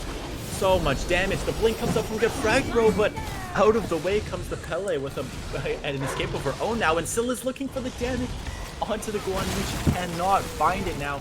Still chasing down the Guan Yu, but that T2 tower is getting dangerously low. It's going to be dropped, however, by Fenyx for the meantime, and Fenrir thinking better of aggressing onto that low HP Guan Yu now as the Horde members of Fenyx are here. And they could not pick out any of those T2 towers yet, Mark. Yeah. Well, that's the thing. You can do as much damage as you want as Fenyx. They're just gonna heal back, take every fight. Like, they don't have any issue. They're just gonna heal back. And you're gonna be 50% HP, but they're gonna be 100% HP all the time because they're just gonna step back a little bit. Brawler device not gonna be proxing anymore, so you're gonna be able to just heal so much. And I think the MVP right now it's probably L. We didn't talk about like she didn't get so much kill. We saw the Guan Yu can pick up a lot of kills, but Hell's been on point. She's been healing it seems. She's been using her plants on a lot of team and. That's such a great pickup too against Fenrir because you see someone get picked up by Fenrir while I'm going cleanse him and you're not gonna ult him anymore. So such a great pickup. We know Fenyx mid laner is known for his god for that god. We'll just make it work right now. Yeah, definitely the impact has been felt as the player damage is over 10k. And speaking of player damage, is about to come right in the face of that Khepri. He is so low now and still looking to clean up with the ult. So close to that ult reset now as Khepri is just so low and it's going to be picked up by HP on that Cthulhu. Oleron, however, is looking to get aggressive and take some damage back. However, he's taking this tower and he's not going to be able to do too much of anything towards that backline. But now Fenrir is getting out low. Cthulhu is getting out low. The T2 tower falls, but it's going to pick Sally Salamanders. So they trade that T2 tower for a death of their own.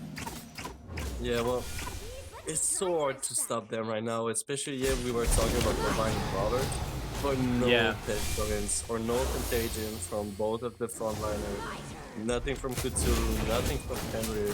Even Fenrir can probably go brawlers too, in my opinion. Like since you're playing like assassin in the support role, you can still build a little bit of damage. So it's gonna be hard to just rely on Stellar Crush and also the Pele damage to just put some insight on them. It seems like Sally Salamanders is gonna take 3 sneak and go 3, but Fenyx just sniffed that out. Yeah, they are sniffing that out here, and the Artemis is here. You hate that Artemis and Khepri present for the Oni, but it's not gonna matter here as it looks like they're gonna be picked out in trouble, and the damage here is coming towards that Khepri, but he's gonna be able to get out, and Sally Salamanders did pick up a little sneaky Oni period. Yeah, that was such a great call from Sally Salamander. They see Fenyx just retreated because they were low in HP and they just came out for a big fight, taking that 2 tower mid lane. So they're just like, okay, well, they're gonna back that switch in to just take it through road and they just did so well so quick. God, Fenyx didn't really have a chance to take it. So great call by Sally Salamander. And last time, that's what gave them a momentum. They just see that time if that's what's gonna make them to just come back in that game. Yeah, and you mentioned this already. I believe it was cut off short by a little team fight.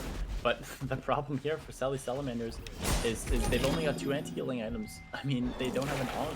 Fenrir has gone straight aggro, no shell, he's gone blink. And Terrific Emblem and completely bursted down as that Pele destroyed now. One final hit on that kill, and Cthulhu is in trouble himself here as Fenyx is now taking a stranglehold. His own Fury is going to be burning down on their T2 tower right here, but it's not mattering for them as they're just going to take their attention right towards the Fire Giant and get Frag Bro will pick up a triple kill, picking up Marissa. He wants more now. He's not in the backline, and it's a Quadra for Get Frag Bro on this Guan Yu. You know what he wants now. He's coming for this Fenrir, and he's coming for his Penta. The Fire Giant is super low, and Sally Salamanders have stolen it. It's been stolen by the Fenrir, and he's going to ult away now. There's no way that this Fenrir has just stolen a Fire Giant away from 5 members of Fenyx, and he's gonna get away with the 2. How do you lose a Fire Giant to Fenrir when you have just a hell damage? And also the other ones, like CC with his tree, the Capri grab. Like, they have some, like even the Artemis tree or just for damage in general. But losing a Fire Giant to Fenrir? Oh, Wow. that should be rough for Fenyx, and it seems like, right, Fenyx taking some damage too. It's almost at 75% right now. So, man, if something's gonna bring Sally Salamander, we're talking about the early goal here, but Wow. that Fire Giant still is gonna be huge for them too.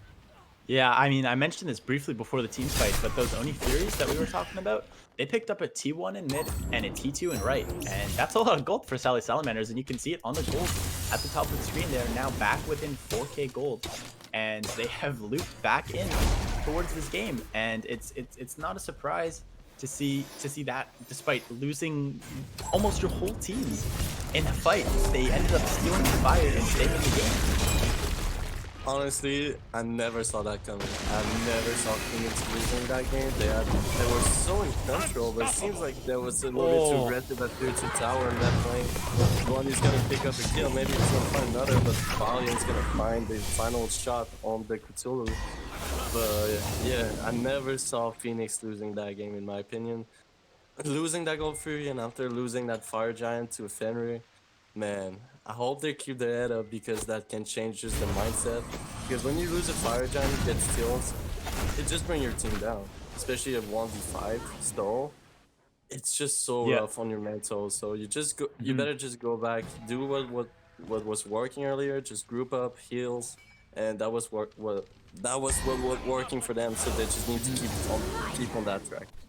Definitely, and I mean this Fenrir is saying no to the anti-heal. He's going straight into another item. It looks like it's going to be the Pridwin, unless it's a surprise Erendite. The Pridwin is what's going to be built on that Fenrir next here, and taking a T2 tower of their own after Sally Salamanders one in left as well. T2 towers falling down like dominoes here. And it looks like Fenrir is not stopping his constant aggression here. I'm surprised he's only died once, but that might change really quickly here as he's clicked up a player, but he is actually able to get out really quickly there. A quick escape, and he's not getting punished. Mark, he's diving into the beast, but hold that thought, actually, Cthulhu's running in here. Artemis ult is going to be forced here. He stuns, and Older ult comes out now, low HP. This Guan Yu is circling. He is shut down by Marissa, and Satin Hell will pick up a kill on that Fenrir now. And it looks like this is going the way of Sally Salamander so far. Cthulhu picks up a kill on Valiant, and now 3 players are left on Fenyx. Satin Hell picks up a quadra kill! That chunk was unreal from Satin Hell. 3 in the blink of an eye. I wasn't even sure what was going on. And she just used her burst damage to turn that fight in the literal blink of an eye. And Fenyx had came from running away to an absolute burst and a huge triple from this Hell, who now has nearly 20k player damage and a Fenyx warrior team. Man, I was about to say, who need anti when you can win team fight, but man, that crush from Hell came out of nowhere, but I'm surprised they don't go for the end game because they're gonna take that one step at a time. It's surprising mid Fenyx, but it's gonna be hard to take it without your ADC. Yeah, Fenrir is gonna ult.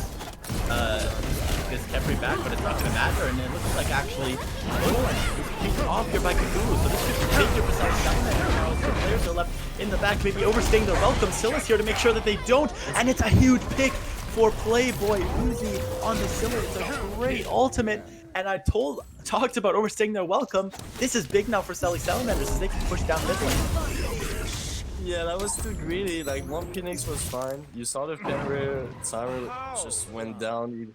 He just came out of spawn, used his ult, and after everybody just came back too. So it should be 3 tier 2 tower mid laner for Sally Salamander.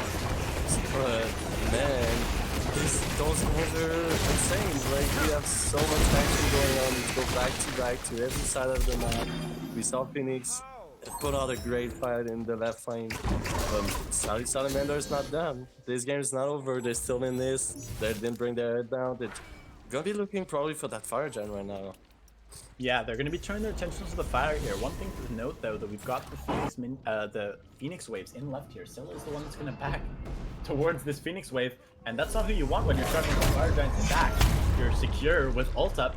She's not the one you want to send back here, and now it's going to be punishing for this Guan Yu on the back line of Sally Salamanders. Pele is finished off by the Artemis, and they're in big retreat mode. This is not a good fight from Sally Salamanders to take him. Bellions takes up 2. He's looking for a third now.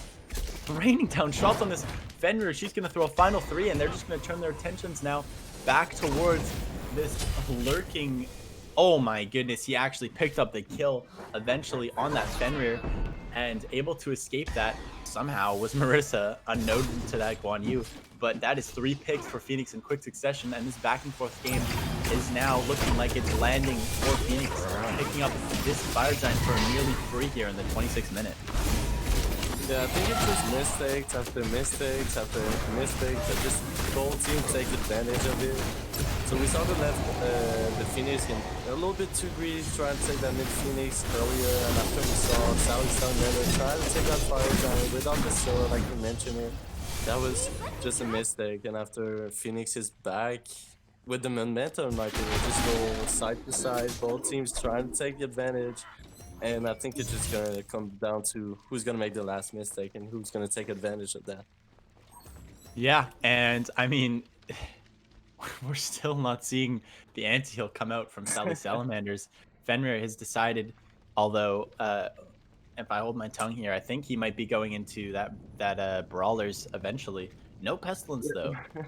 No Let's cross our pestilence. finger for it. Let's cross our finger. Go for some anti. Even the brawler's not gonna be the best item, because if like Fenrir doesn't have like any like AoE damage, like maybe it's brutalized and probably proccing some people and apply the brawlers. But I would have rather see like the best item to like the contagion. But just if you're around people, just gonna proc and extending, and you don't have to use your ability to proc those entire.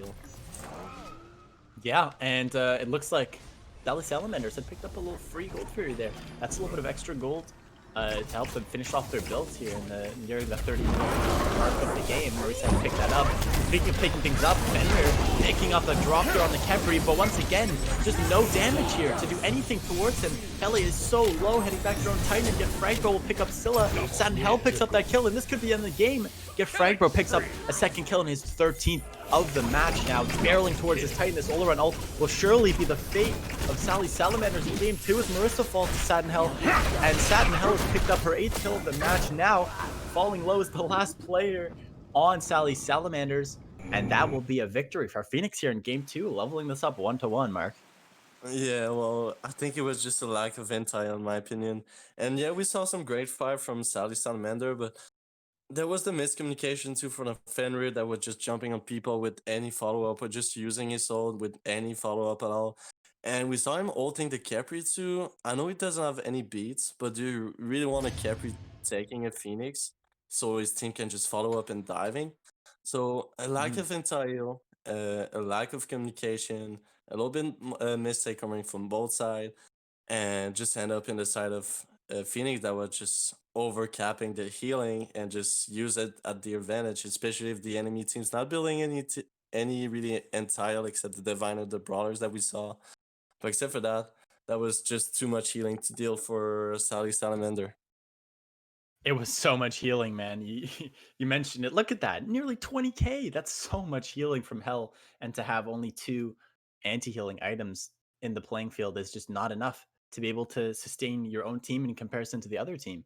And in terms of damage wise as well, the numbers again went huge into Phoenix as Get Frag Bro was doing so much. 26k, almost quadruple the amount of Left Click Go Burr on the Pele.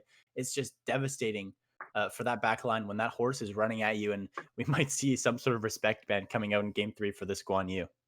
Yeah, I hope so. Especially if you're not like planning on playing some gods that have some like entire on their kit, like a Sobek or like a Odin or like a Cerberus. Some people that just have clearly some good entire in their kit, so you don't really have to buy items. Mhm. But yeah, Get Frag Bro has been insane. And like I said in the picks and bet after game 1 and game 2, I said I'll be surprised if he runs back the Guan Yu with like, yeah, that's my god. I make it work, and I'm just gonna run it back. And good for him. It works. Got a quadra kill, and same thing with L. Got a quadra kill too. So I talk about the Artemis. That was a pentakill god, but those two gods surprised me how much damage that they did in that game.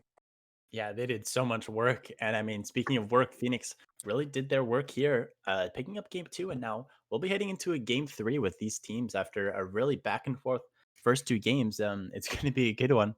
Go get your popcorn, and we'll be back for game three in a short minute.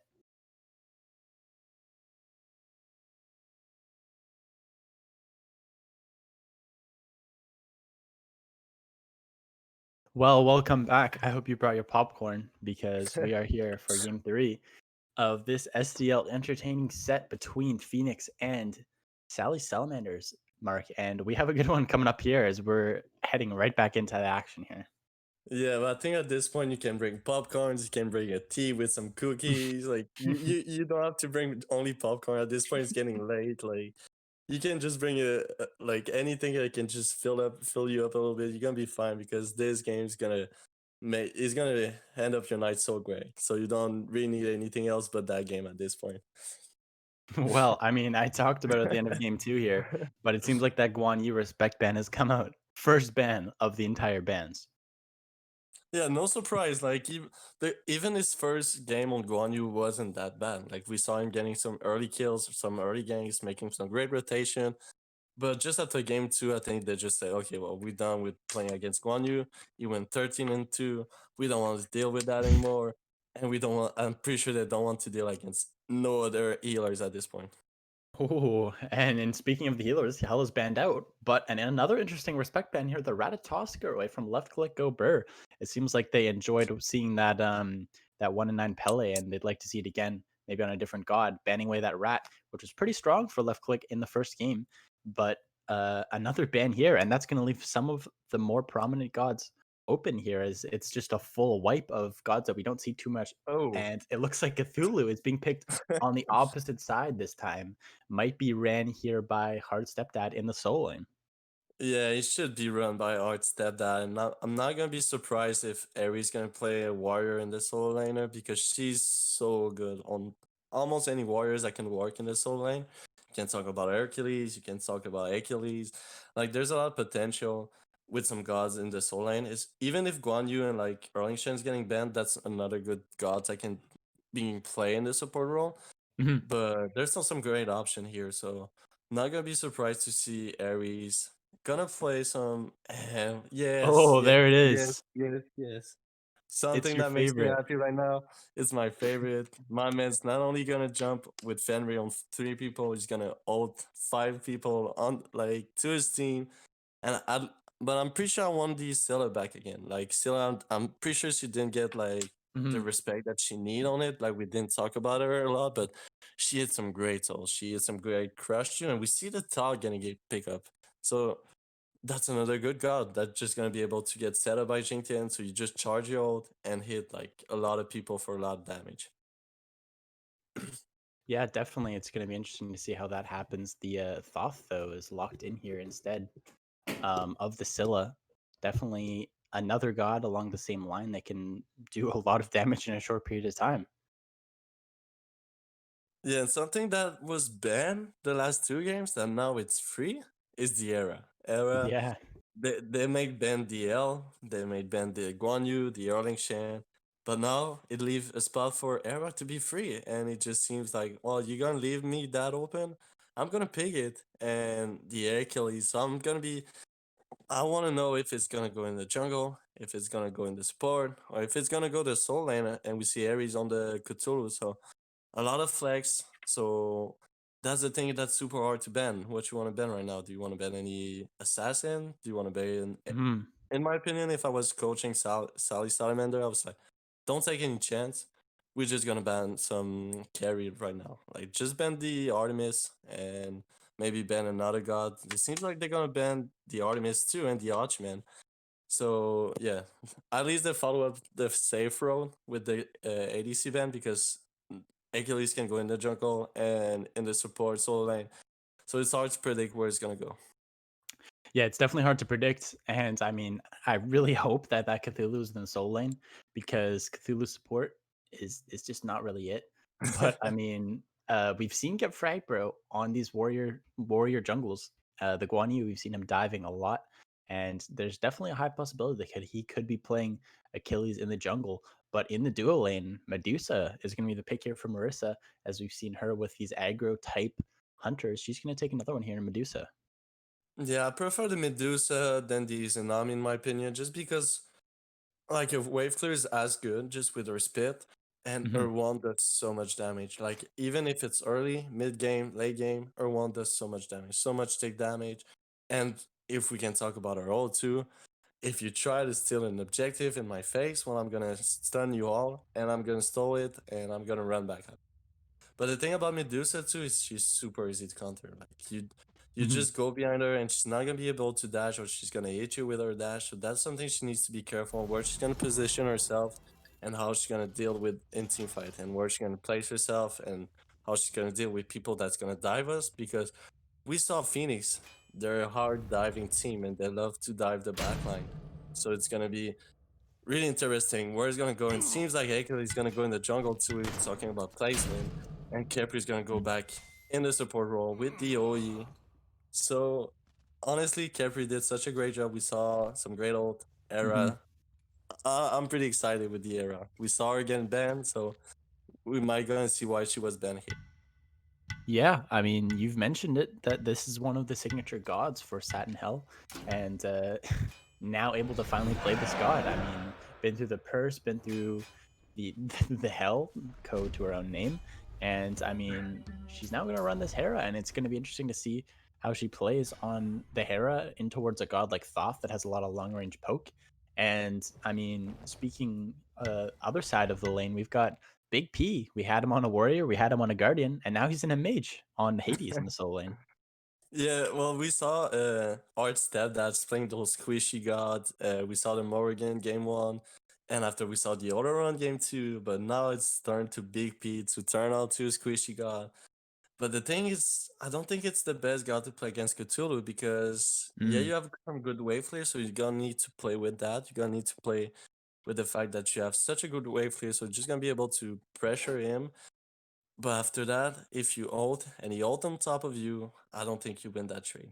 So yeah, I think, in my opinion, you just rotate at 10 minutes and try to take some fights in mid lane like he did on his Nike. mhm, definitely. Good point for sure. I mean, he's got to be able here to bait out this Cthulhu ult without using his own ult in order to use it effectively, because other than that, it's just going to be a way to draw the Cthulhu ult out of him because, as you mentioned, he's not really going to do too much damage in that Hades ult with the Cthulhu ult because he's just going to pop into his big form and run out of there pretty easily. Yeah, but the matchup I want to see is the jungler matchup.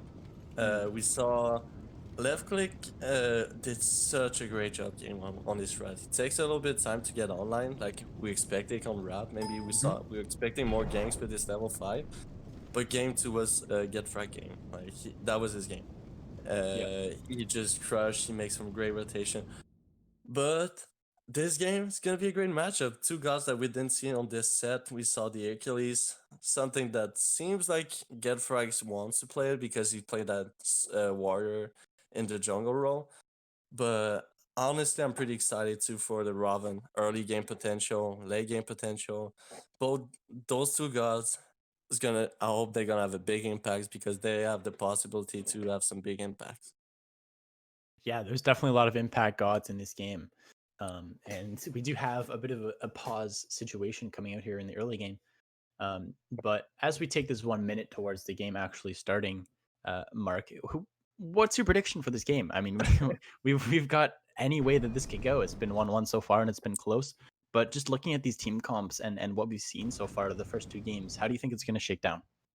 Honestly, that it's never been that hard to make a prediction because those two games were even all game long. Yep. But if you just look the way that these games getting played, we saw Sally Salamanders play the late game so well. So if you look at their team comp, they have the potential to win the late game, in my opinion, better than Well, it's hard to tell because Cthulhu Achilles like era is such a great late game too, but honestly, I want to give a try to say Sally Salamanders might gonna win this with the late game thought with the Jing and like I said, the Jing game one was just crazy good. So setting up with the Medusa, I want to see Sally's like I love Fenyx so much. Like I know some players, but Sally Mhm. Salamander been playing so well, and Marisa on Medusa, I'm pretty sure she's gonna have bigger impacts that she did on Izanami. So I want to give it to Sally Salamander. I want to know what's your prediction though, because it's so hard to tell. It is really hard to tell. I'm gonna go just for the sake of of picking the opposite of you because it's so 50-50 as we have a surrender vote coming out here. Um, there may be a problem in the making of this game. We'll find out real soon, and we may have to reset this lobby real quickly. But that gives us lots of time to quickly talk about what I think, and I think Phoenix is going to take this one. They have the momentum. They picked up game two, and I think they are gonna run it back in the face of Sally Salamanders and complete the mini reverse sweep here. Yeah, you cannot go wrong with Phoenix too, because like we saw game one, they run the early game. They did so well until that go for refill. Like, and after Mhm. everything was going in the way of Sally Salamander. So I think both team, like you said, it's a 50-50 at that point. Like both teams won some games, won some team fights. Like every team just won some objectives. So I think it's all gonna depend too. Also, you have to give credit to the solo laner. I think it's gonna be who's gonna make the biggest impact, who's gonna rotate first, who's gonna have some better ult in Mhm. team fight. Because when Kutsu is gonna start running on those backlines with Achilles following with his ult, that can be destroying. We saw a quadra kill coming from Get Frag, bro. But Yep. if he has a chance, I think, in my opinion, to have a pentakill, might be on Achilles too, because on his ult, resetting every time you get a kill, I Mhm. just think Gefra can have a big impact if he hits his ult, though. That's gonna be another thing. Are you gonna be able to hit it? Well, it leave a lot of free open spot to just Phoenix to take those spots and just grab that win. Yeah, for sure. No, that's definitely good analysis. And just to get a quick update on the situation, we do have a banned skin in use. I believe it was the Gambit Hera that Sad and Hell chose as a banned skin. So it is just going to be a quickly remade lobby without that skin because it is currently in the banned skins list. So the lobby will go up real quickly in a minute, and we'll get right back into the action. Sorry for the unfortunate pause, and we'll be back in really soon. But yeah, I mean, you're definitely right. The Achilles is going to be important for for hitting those executes. And maybe you have to think that that's something that was planned in the draft was to take that Achilles away on a potential execute because of the Kepri that's on your own team.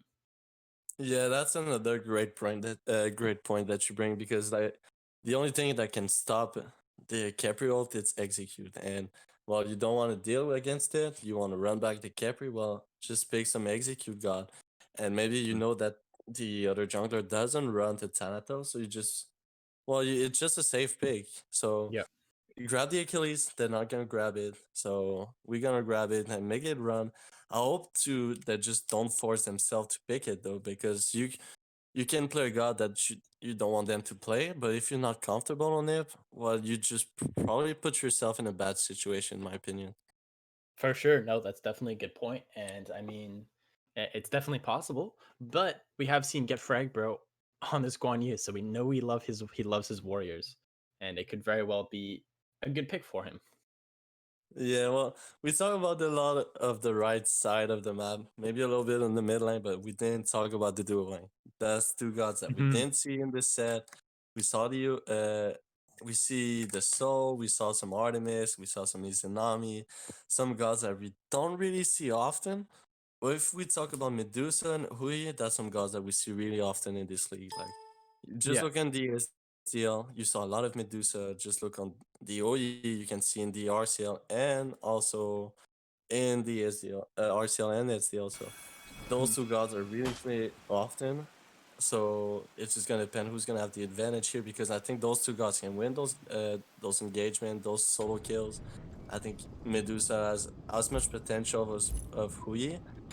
But Hui early game, if he hits his bounce, can be really, really destroying for Hellbar. So it's gonna be a great matchup here. Yeah, it could be just a potential frag lane here with the Medusa and Hui, lots of damage. And I mean, this is one of the first times I can safely say that I've seen a 3-game set without any of the top meta hunters right now. And I would say the top 3 meta hunters are Rom, Cupid, and Honor. And we've seen none of those this game, Mark. We've seen a lot of out-of-pocket picks. Well, that's the thing about meta picks. Like, yeah, they're good and they might be better than other gods. But if you don't make them work at their level, like S tier that they're supposed to be, and you just Mhm. play them at like a B tier, but meanwhile you play an Artemis or a Izanami that just you can play them like if they were an Hay or S tier. Well, that's the difference. You those meta gods are good, but if you don't make them work, well, then they doesn't seem that good anymore after that. So yeah, that's always gonna be my mentality as a coach.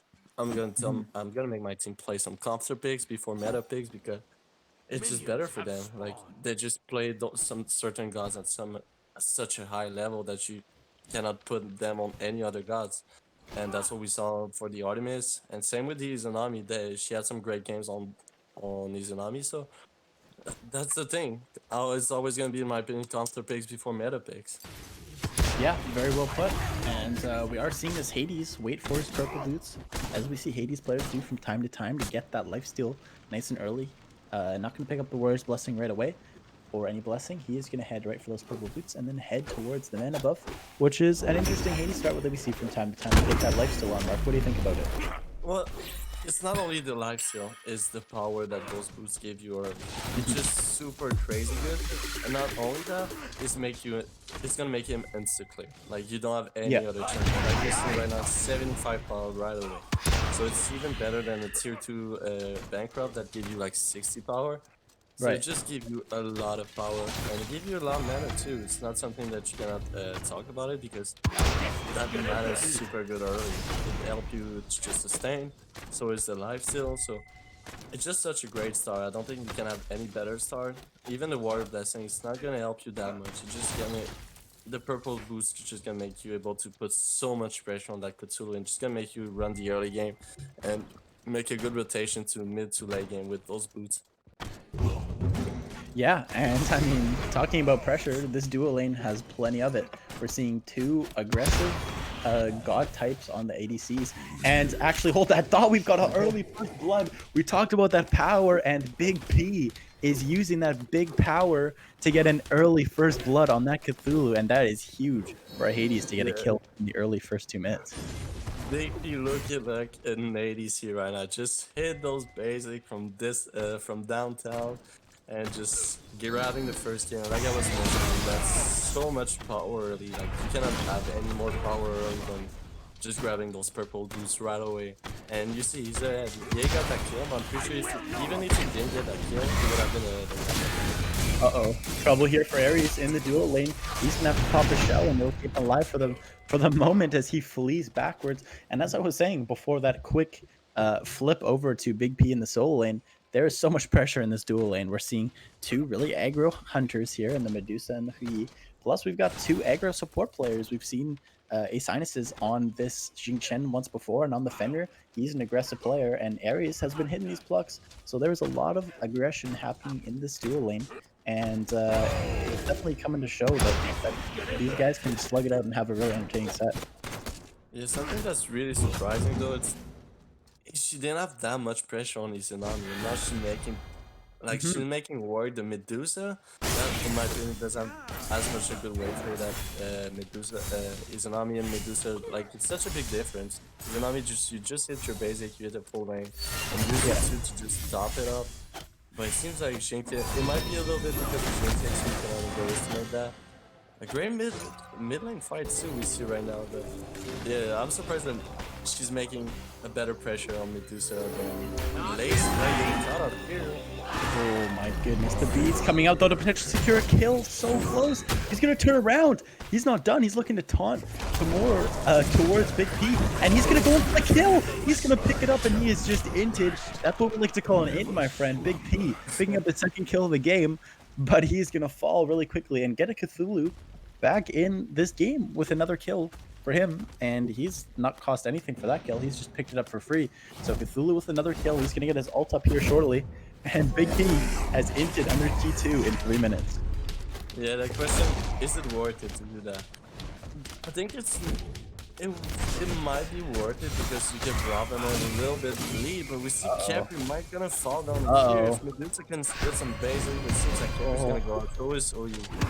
So both of them's gonna be free. Yeah, and yeah, Robin took a lot of damage. So if I go back to if it was worth it from Big P to dive it, I think the only advantage that you get from it is probably that Robin's gonna be a little bit ahead, like we see. It's a little bit one level ahead of the Achilles right now because Achilles died, so Robin was just able to keep farming at this moment for at least like 15 seconds, maybe 20 seconds.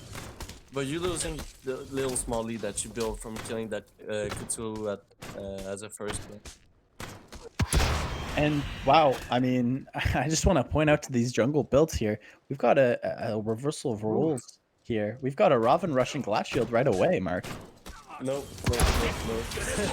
Nope, I'm not a fan. Like, you're not gonna get anything from that early Glass Shield. Yeah, you get some protection, but you're not gonna make that passive work, in my opinion. Yep. And the thing is,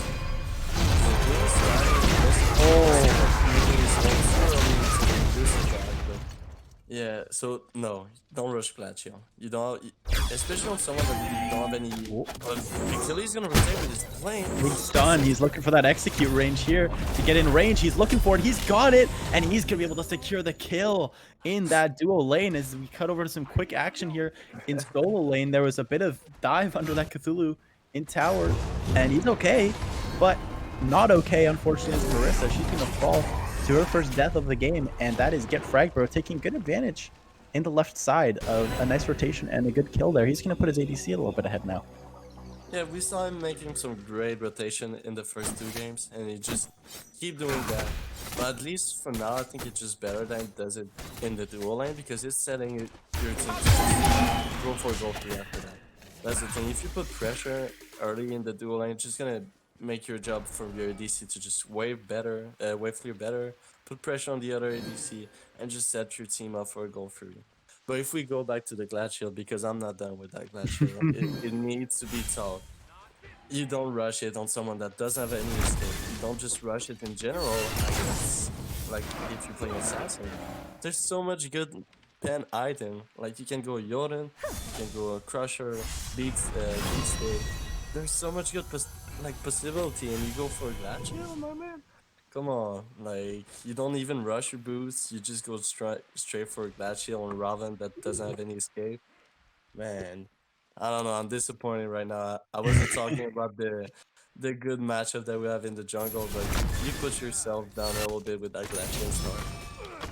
Yeah, I mean, we'll see how it works out for him because he's not had too much impact on the fight so far. It's so early, so we'll see how it ends up playing out. But he's heading now towards this mid-fight, and it looks like we're seeing that early Jing Chen ult we've seen many times before. Kepri's gonna ult himself, and keeping pace now with that Jing Chen. He wants to finish off the kill himself, but unfortunately, he's gonna ult too far. Robin is ulted now, and he's not gonna be able to pick up anything either now. 4 ults down on the side of Sally Salamanders, and they're not gonna be able to pick up anything in this mid lane fight. As Capri ult and Herald have been expended on the side of Fenyx now, and teams are just kind of going to get out scot-free here, as it looks like Red Team looking to make an invade on this damage camp inside of Phoenix's own jungle, and not having this is Get Frag Bro. He's not going to be able to take the red buff for his own use, but Sally Salamanders get up here with the red buff, and it looks like it's going to be a solo kill for Valiant in that duo lane, able to pick up Marissa for a second time in that game. Marissa has started stacking early, which is nice, but unfortunately not nice enough, as now she's fallen 2 times and now low HP here and still going forward. It's Get Frag Bro. He's gonna fall, but there is a lot of 1-4 trades happening in a short period of time. The beats come out for no sort of CC, and left click Ober is happy to just accept that beads and just get out of here if he can. He might not be able to as the root comes out now from Ares. The 2 comes out, he's out of mana, but there's not much chase, and they're going to turn this around here. But there is just kills happening, 1-for-1 trades happening, and it seems like Sally Salamanders might have gotten away with a bit of a win on that one. A little bit of win in the way that Robin got out, and that's probably maybe that Achilles die, but except for that, it's not a big win. But at this point, if you're just a little bit behind, you take those small wins. That's something that's just gonna help you a little bit. It's gonna bring your team like just a little bit motivated. Like you're just gonna bring them some gold that you want if you don't get this kill. And we see, yeah, you need to kill that 80. It's gonna hit you if you don't. That 80s is too far up in his lane, and he is about to meet his fate. Get Fright Bro is coming towards him, and he's just waiting for that cooldown on his one. He's not going to be able to find it, but what Hades will find is a huge, huge chunk of lifesteal as now coming and rotating. In turn, is his own support. It's not going to matter though, as Cthulhu is now really low. And Xing Chen with the huge ult. Perfect ult from Xing Chen to pick up that Cthulhu dash and pick up the kill now. As low HP, unfortunately, is Get Frag Bro. And the kills have fallen back and forth many times. And Sally Salamanders have picked up 2 kills there on a great rotation from their support. Yeah, it's such an even game. Like we see so much kill going on both sides, and 10 kills after 10 minutes. That's a lot of kills. Like we saw some games getting like 10 kills after 25 minutes, but we have so much action going on, and like that's what the viewers love to see. But as a coach, it scares me to see that much kills. That's not something you want to see. You want to see more team games. You want to see them just playing around those objectives, trying to bait them, and just play around those and try to grab some sneaky goal free, some sneaky power Mensa at this point. But yeah, that's so scary for like both coaches that watching right now. Yeah. You don't know which side is gonna go, and we talk about some sides going on. Ull's going Transcendent, and Medusa's going Devil Breath, and I don't love the Transcendent anymore because it's so expensive. Transcendent's so expensive, and after you need to rush some Aussie because either way you're not gonna have any sustain. So you just build 2 items for probably what's Yeah, that's why Devils is so popular right now. I mean, it's so frustrating to fight an ADC, burn them down halfway, and then have them just lifesteal it all back up with one wave. And that's the frustration that he's gonna have to face. But I mean, there's a fight going on here, and Hepri is in here to help now. As the Cthulhu is pop, Hades also pop, and there is some damage coming in the way of Fenyx. Now the trouble is here, and so is Xing Chen. He's gonna pop his ult cooldown once more, and Cthulhu is using a shell to sustain his life. He's very close to death, but he's able to get out now. And in here is Achilles. You don't want to see that for the other team, and his ult. Oh, his execute is able to miss, unfortunately, but Cthulhu will pick up that kill. And now, running on the back end is Big P falling, and as well falling now is that Xing Chen is the tanks are now down. Sally Salamanders no fight is on his head in the favor of Fenyx now. Probably can get off some damage quickly. He can't get off, and he will fall. Get Frag Bro with another kill as Playboy Uzi falls, and under his tower now, slowly, his last limbs, taking the tower shot. He's gonna survive. Hard Stepdad is going to be able to survive that. For the Grazer, as Marissa has huge advantage over top of Villains, but she's not going to be able to find the kill there. So close to picking up that solo kill in the duo lane. Yeah, that's what I was saying. Like, what you want to do at this point with who you're not going to be able to sustain. Like, you're stuck here. You're getting like 3-1 power, but on the other side, Fenyx, it was just a better team fight from them. That was just such a great rotation. Sally Salamander was a little bit too deep in the enemy side, and just great rotation by 4 men on Fenyx squad, and they just make it work. Even if Achilles misses ult, the damage was just better. And honestly, if the spectator can show me how much Robin can as damage, I'm pretty sure it's super low. Like, I'm not gonna say it's blaming on Glacial, but I have to blame it on Glacial.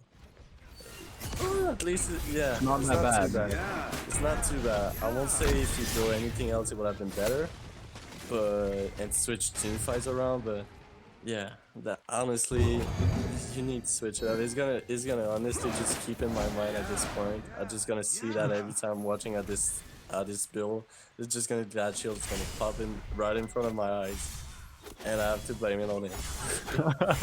Well, we'll see how this goes. I mean, the game is just still super even so far. That little swing of kills for Fenyx did not swing too much gold in their favor. They're still a little bit behind in terms of gold difference. It's about 1K for Sally Salamanders, but the XP difference, however, is almost completely even. It's a little bit in favor of Fenyx, actually, and Jing Chen is going to be able to use it once more to throw backwards, and the Kepri ult is going to be able to try to save his own jungler there. Is now low HP back in the dive line. Is that Robin, and he's going to fall to Valiance, and he's just left alone, surrounded by all members of Fenyx, and he's got to just look up his map and realize that there are people on all sides of the map here, man. Yeah, well, sadly, Glad Shield didn't save his life. Oh no, huge damage. Oh, and it's it for Marissa. She got so close to picking off a kill. However, picking off a kill there was Playboy Uzi with a nice ult through the wall. Gonna be able to claim the life of the support. Unfortunately, just the support, but that is gonna be a little bit of a swing here for Fenyx as they've gotten some more momentum now. I believe they did pick up the Gold Fury there, so that is a nice little pickup for Fenyx. Yeah, that's a great pickup for Fenyx. That's something they needed just to try to snowball a little bit. Because, yeah, they had a goal lead, but it wasn't like really clear. And I think with that, it's just gonna help you a little bit because at this point, even the gold lead is even, and that's something I'm surprised because kills go in the way of Fenyx, gold free went in the way of Fenyx, but the gold lead is even, and that's something I'm pretty surprised. It just seems like Todd's been farming super well too. He's up by 1 level against the Era that didn't die, but she has 7 assists. So Medusa, we saw her getting a lot of pressure on the Sui, but now she's down 2 level, just probably because of the way she died on the last Same Chain's gonna hold it 2 now. Oh, there's lots of damage coming down in this mid lane, and Cthulhu is wrecking havoc on the backline of the Salamanders. He's just going in, his ult now is diving towards 3 members, and they're brought down low now. Big P's got to retreat, and just so much damage coming down. One is surely to fall soon with all this pressure, but unfortunately for Hard Stepdad, he's caught himself a little bit too deep now. Kepri's going to use his ult. He's not looking to bait his own life, but it is just in time that Kepri ult bursts his ult. It's not going to find any damage. Actually, it did find some damage, and his silence is going to look at the kill on Ares. He finds the return. Left click. Valiance kills one as well now, and that is a big wipe in the end for Sally Salamanders, who looked like they were on the back foot of that fight, but they've just turned it around due to the tower damage and just swing momentum pendulum of that fight. Really, it came back around their favor. Dude, I just feel after one fight I'm talking about Fenyx, next fight I'm talking about Sally Salamanders. Yeah, I'm talking Fenyx. I was like, you just go. And then you're talking about the Glad Shield. Yeah, well, I'm gonna need to stop it because at this point, like, it's done. He do his thing. He's trying to make it work. Like, no, don't bring that. Don't bring that out anymore. Like, it's done. We're gonna go over it. Yeah, this man probably know what he's doing. It's not gonna go in my way, so I'm gonna let him go with it. So I have to say, great job by Sally Salamanders. And the thing is, Anti's then back too. We saw that he has purple boost, bankrupt, typhoon, so a lot of sustain, and he was just staying on the side and waiting for the great a small window open to just go back in that fight. And we saw him dashing, ulting 2, maybe 3 people too, and just turn around that fight. Great shout out to Big P for that call because he knew how much lifesteal he has, how much possibility that he just be able to just stand and make an impact in that fight again. And I also just want to give a quick shout out to Marissa, who's a little bit behind in terms of kills and XP. She's fallen behind 2 levels now and 0-3 down, but she has done a smart thing with her build. She's rushed that kin size, which is what you want to do against a tank-heavy comp. 3 tanks on the side of Fenyx in terms of god classification. The Cthulhu and Achilles, as well as the Kepri. That passive is really going to help her just do tons more damage to these tanks. Well, especially against Cthulhu. If you know Cthulhu, well, you know when he ults, he's going to have more health if he has some HP items. So we saw the Stone of Gaia, we saw the Pestilence, that's just gonna help him have more HP. So we saw the King Size thing. Like you said, such a great pickup. We can talk so much about that James angle. That's gonna help. He is doing it again, and Big P's here to follow up with some more damage, but unfortunately for them, Fenyx is still at full HP. not the follow-up that was looking for there, as it was a good evasion of that ultimate from the side of Fenyx, as 2 ultimates now are down, and Fenyx has all of their ultimates. They're able to secure this T1 tower now and turn their attentions toward the right side of the map, as they're still grouping now, looking maybe for something in the right jungle. Yeah, I'm surprised what they're looking at because I know there's nothing up right now on the map. Even Oh, the wow. power is. Ooh, This is a bold call here, Mar. yeah. I think they just want to bait and fight here. They don't want that fire giant. They're just gonna bait it, and if they get like a D side or something, 4 kills down, they're just gonna go for it. But I'll be surprised if they really pull it out. Well, I mean, we're seeing the impact of this Cthulhu so far. Look at that player damage. It's surpassed over 10,000 player damage, and they are starting up this Gold Fury, and there's a lot of poke happening to the backline. Satin Hell has taken a lot of damage now, but speaking of a lot of damage taken, Big P and Hard Stepdad have been duking it out, and Hard Stepdad is very close to dead here on the Cthulhu. There was some people diving, and Big P is one of them looking to pick up that kill. Not able to do it, however, and Jin Chen throwing that Khepri in towards his death. He's going to ult his own feet, but he is now super low. Left click of Burr is in the backline to pick up Hard Stepdad. That is a huge pickup now, as it looks like Sally Salamanders is now looking to turn this fight. Marissa picks up a kill on Get Fragged, bro, and now Sally Salamanders is sitting here 4v3 up and trying to chase Satin Hell now, who took tons of poke from this fire giant. I mentioned it before the fight, and she really paid for that now. She is super low. She wasn't able to do much damage in the fight, and now surrounded is this Hu Yi. Valiant has not fallen before. He is fallen now, and that's going to help Marissa catch up as Hell backs. This is going to be a huge swing here for Sally Salamanders.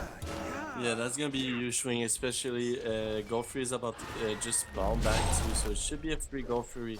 But man, that honestly, for Fenyx, they need to remind themselves if there's nothing else. Well, don't force something, especially if the game is even. Like, they were not at they were behind the like 1 or 2 goalie, but after that fight, it's a 4K goalie just difference right now in the side of Sally Salamanders. So if you don't have the advantage, don't try to force things, just reset. Try to find some farms on your side of the map.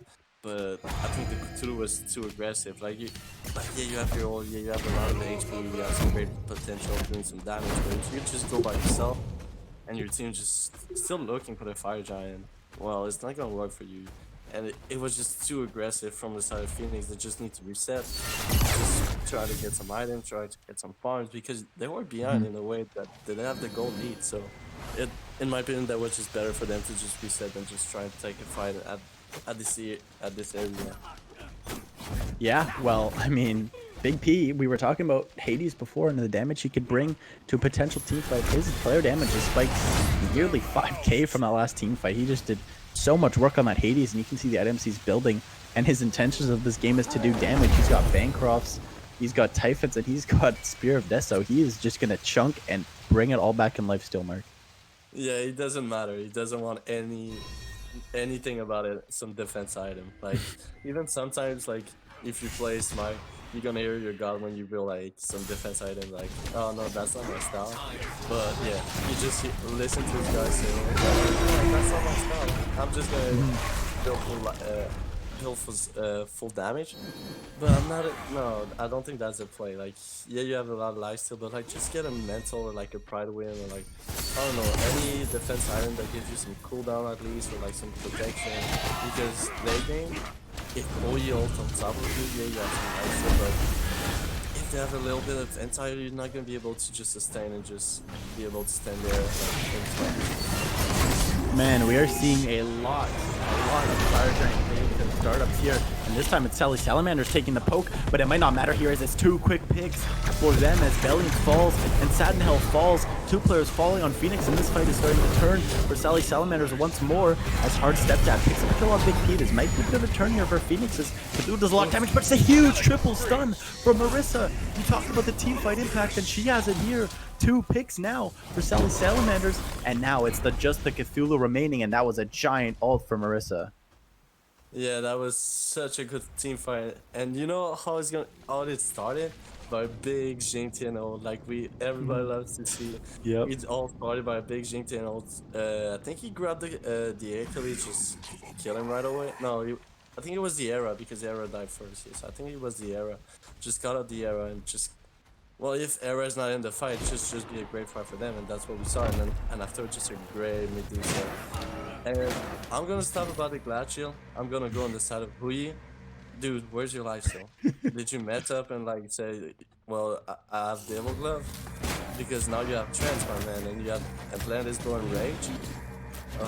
That's rough in my opinion, because you're gonna fall down so quick in team fight if you don't have any chance to just life steal from anywhere.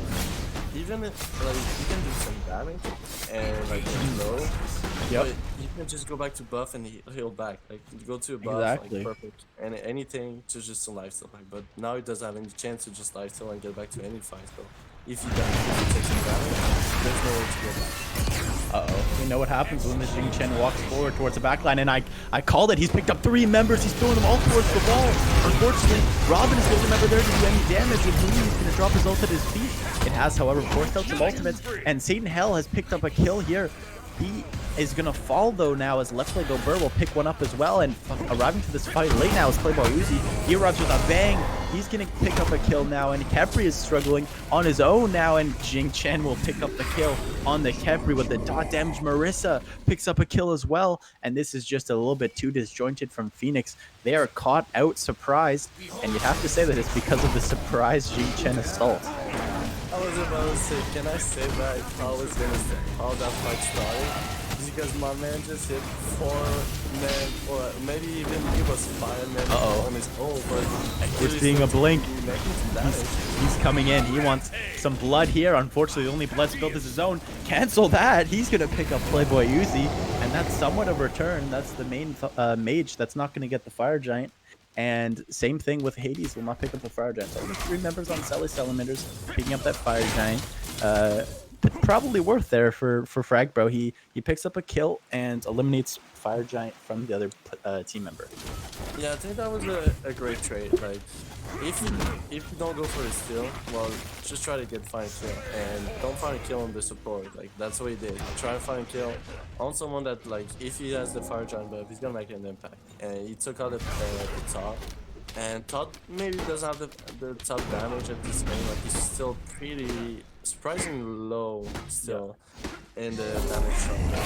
Still, that's that. He does a lot of damage. He's able to just hit some big ults or just do some great ults, some great AoE damage too. So that's a great guy to just take up the Fire Giant buff on. But Marissa, she's been insane in the last 2 fights. Like, we talk about the Jinken, but she's has such a big impact in that fight.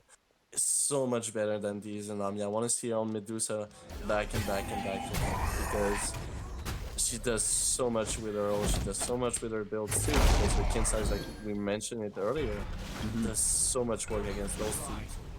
It does so much work, and you can see the impact on the player charts. I mean, she is just dipping the Hui in terms of player damage, and it's as to we've alluded to before, this lifesteal that Hui does not have. He can't stay in the fight. He'll lose damage for a little part and get poked out, and he'll have to back or just lose completely. So there's not much he can do, and Marissa can just lifesteal up and stay in the fight. And speaking of staying in the fight, it might not be sad in hell for long as she's forced backwards. Thoughtful comes striking across. Too much damage, but Satin's Hell picked up. Left click over is having an impact on his Glad Shield Robin, and he is heading down now, able to pick up that kill on top of the Hera, and that is just tons of damage that he's now doing. He's doing more than the Achilles, and he is now heading back towards his team as they head back to a potential Gold Fury. Actually, hold that. They're going right for this. A little bit too early now. Dashing in, there's 3 members, and it's a quick burn. The Kepri ult, however, is going to hit, and they fall for the trap. Unfortunately, though, the Jing Chen ult is there in perfect succession to delete 2 players with a huge drop. Shots coming through. Left click over, picks up 1. And now Valiant is the last player alive, and 5 members of Sally Salamanders now rushing down this mid lane, looking to end this lengthy 3-game set.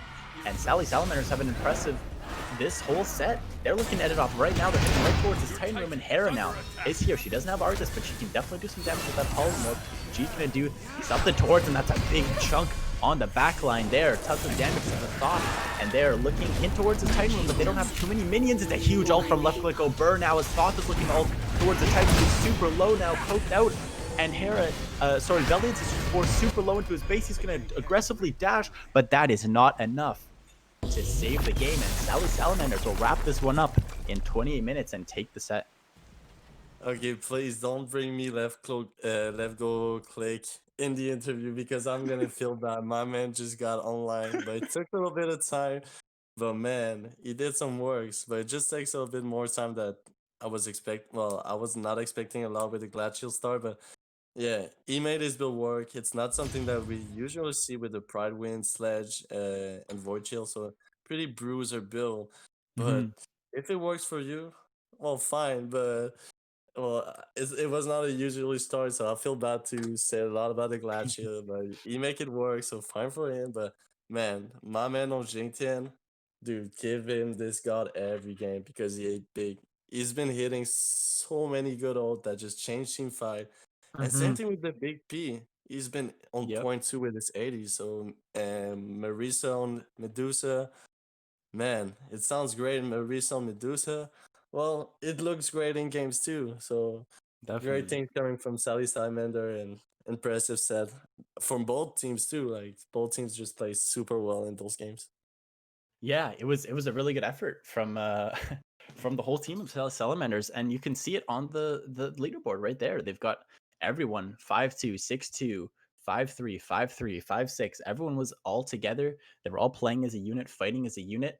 You don't see any of them just off against each other, and really just a close game. But I mean, we've touched on this before, and in previous sets. But who's your MVP? I think I know who it's going to be, but share with us your MVP. Yeah, I have to give it. Well, it's not only because of his Jingtian, because even on Fenrir when he was down, game two, he still makes some impact. It's some great stun, some great jump, but man, I have to give it to the Jingtian. Everybody play well, but if someone has some big impact with a god, it was Jingtian. Like my man on support, and that's not something we usually say that the support is the MVP. So that's why I want to give credit to the support too, because my man was on point. He set up his team so well. He make his team win fights, and yeah, I have to give it to Jingtian. There's not even a doubt in my mind. Yeah, it was definitely a great effort from the team, and we are going to have an interview here, real quick with the someone that you potentially could have a few words for, Mark, with I'm out. with the I'm out. game. Left click, go Burr. Congrats on the win, man. It was a good effort from Thank you you. guys. It was a great game. Honestly, both teams played really well. Yeah, man, it was a really good set to watch from both of us, and I'm sure the people watching in the chat definitely enjoyed it. Um, but yeah, as you mentioned, it was a really close set. You guys played back and forth, but what do you guys think that you did that just pushed you over the edge in this one? I mean, we grouped up a little bit more than we did in the past. We've grown a bit more from previous games, like last or the week whenever we played last. We just didn't have communication as much, but we started communicating a lot more this week and just pushing ourselves to be better. Yeah. Yeah. Well, clearly you guys group up so much. That was such a big impact. Maybe game two was a little bit too much healing for you guys to deal with, but man, I think everybody wanted me to ask that question. But what was about the Glacial Star? I just knew I was gonna go into tankiness, and that's what I did. I went straight tanky.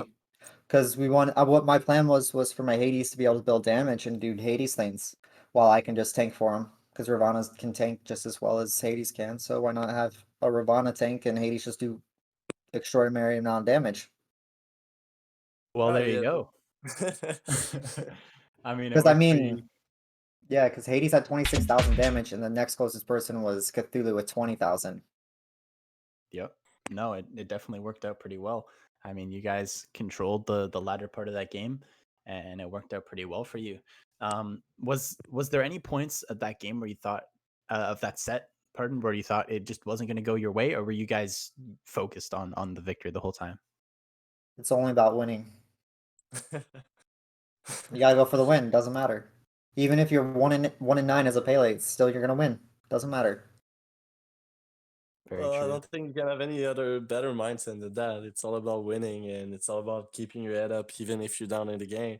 But yeah, we saw you guys get down a lot of times in games and you guys were a little bit behind, but you guys just keep your head up. But man, we need to give a shout out to your support, man. This man's still a fire giant on Fenrir. It's some great Yeah. ults on GPN. So honestly, if you have any shout out, I think it's the time to do it because your team plays so well tonight. Yeah, I mean, our whole team played really well. I'm really proud of all of us coming together, and working together and becoming better.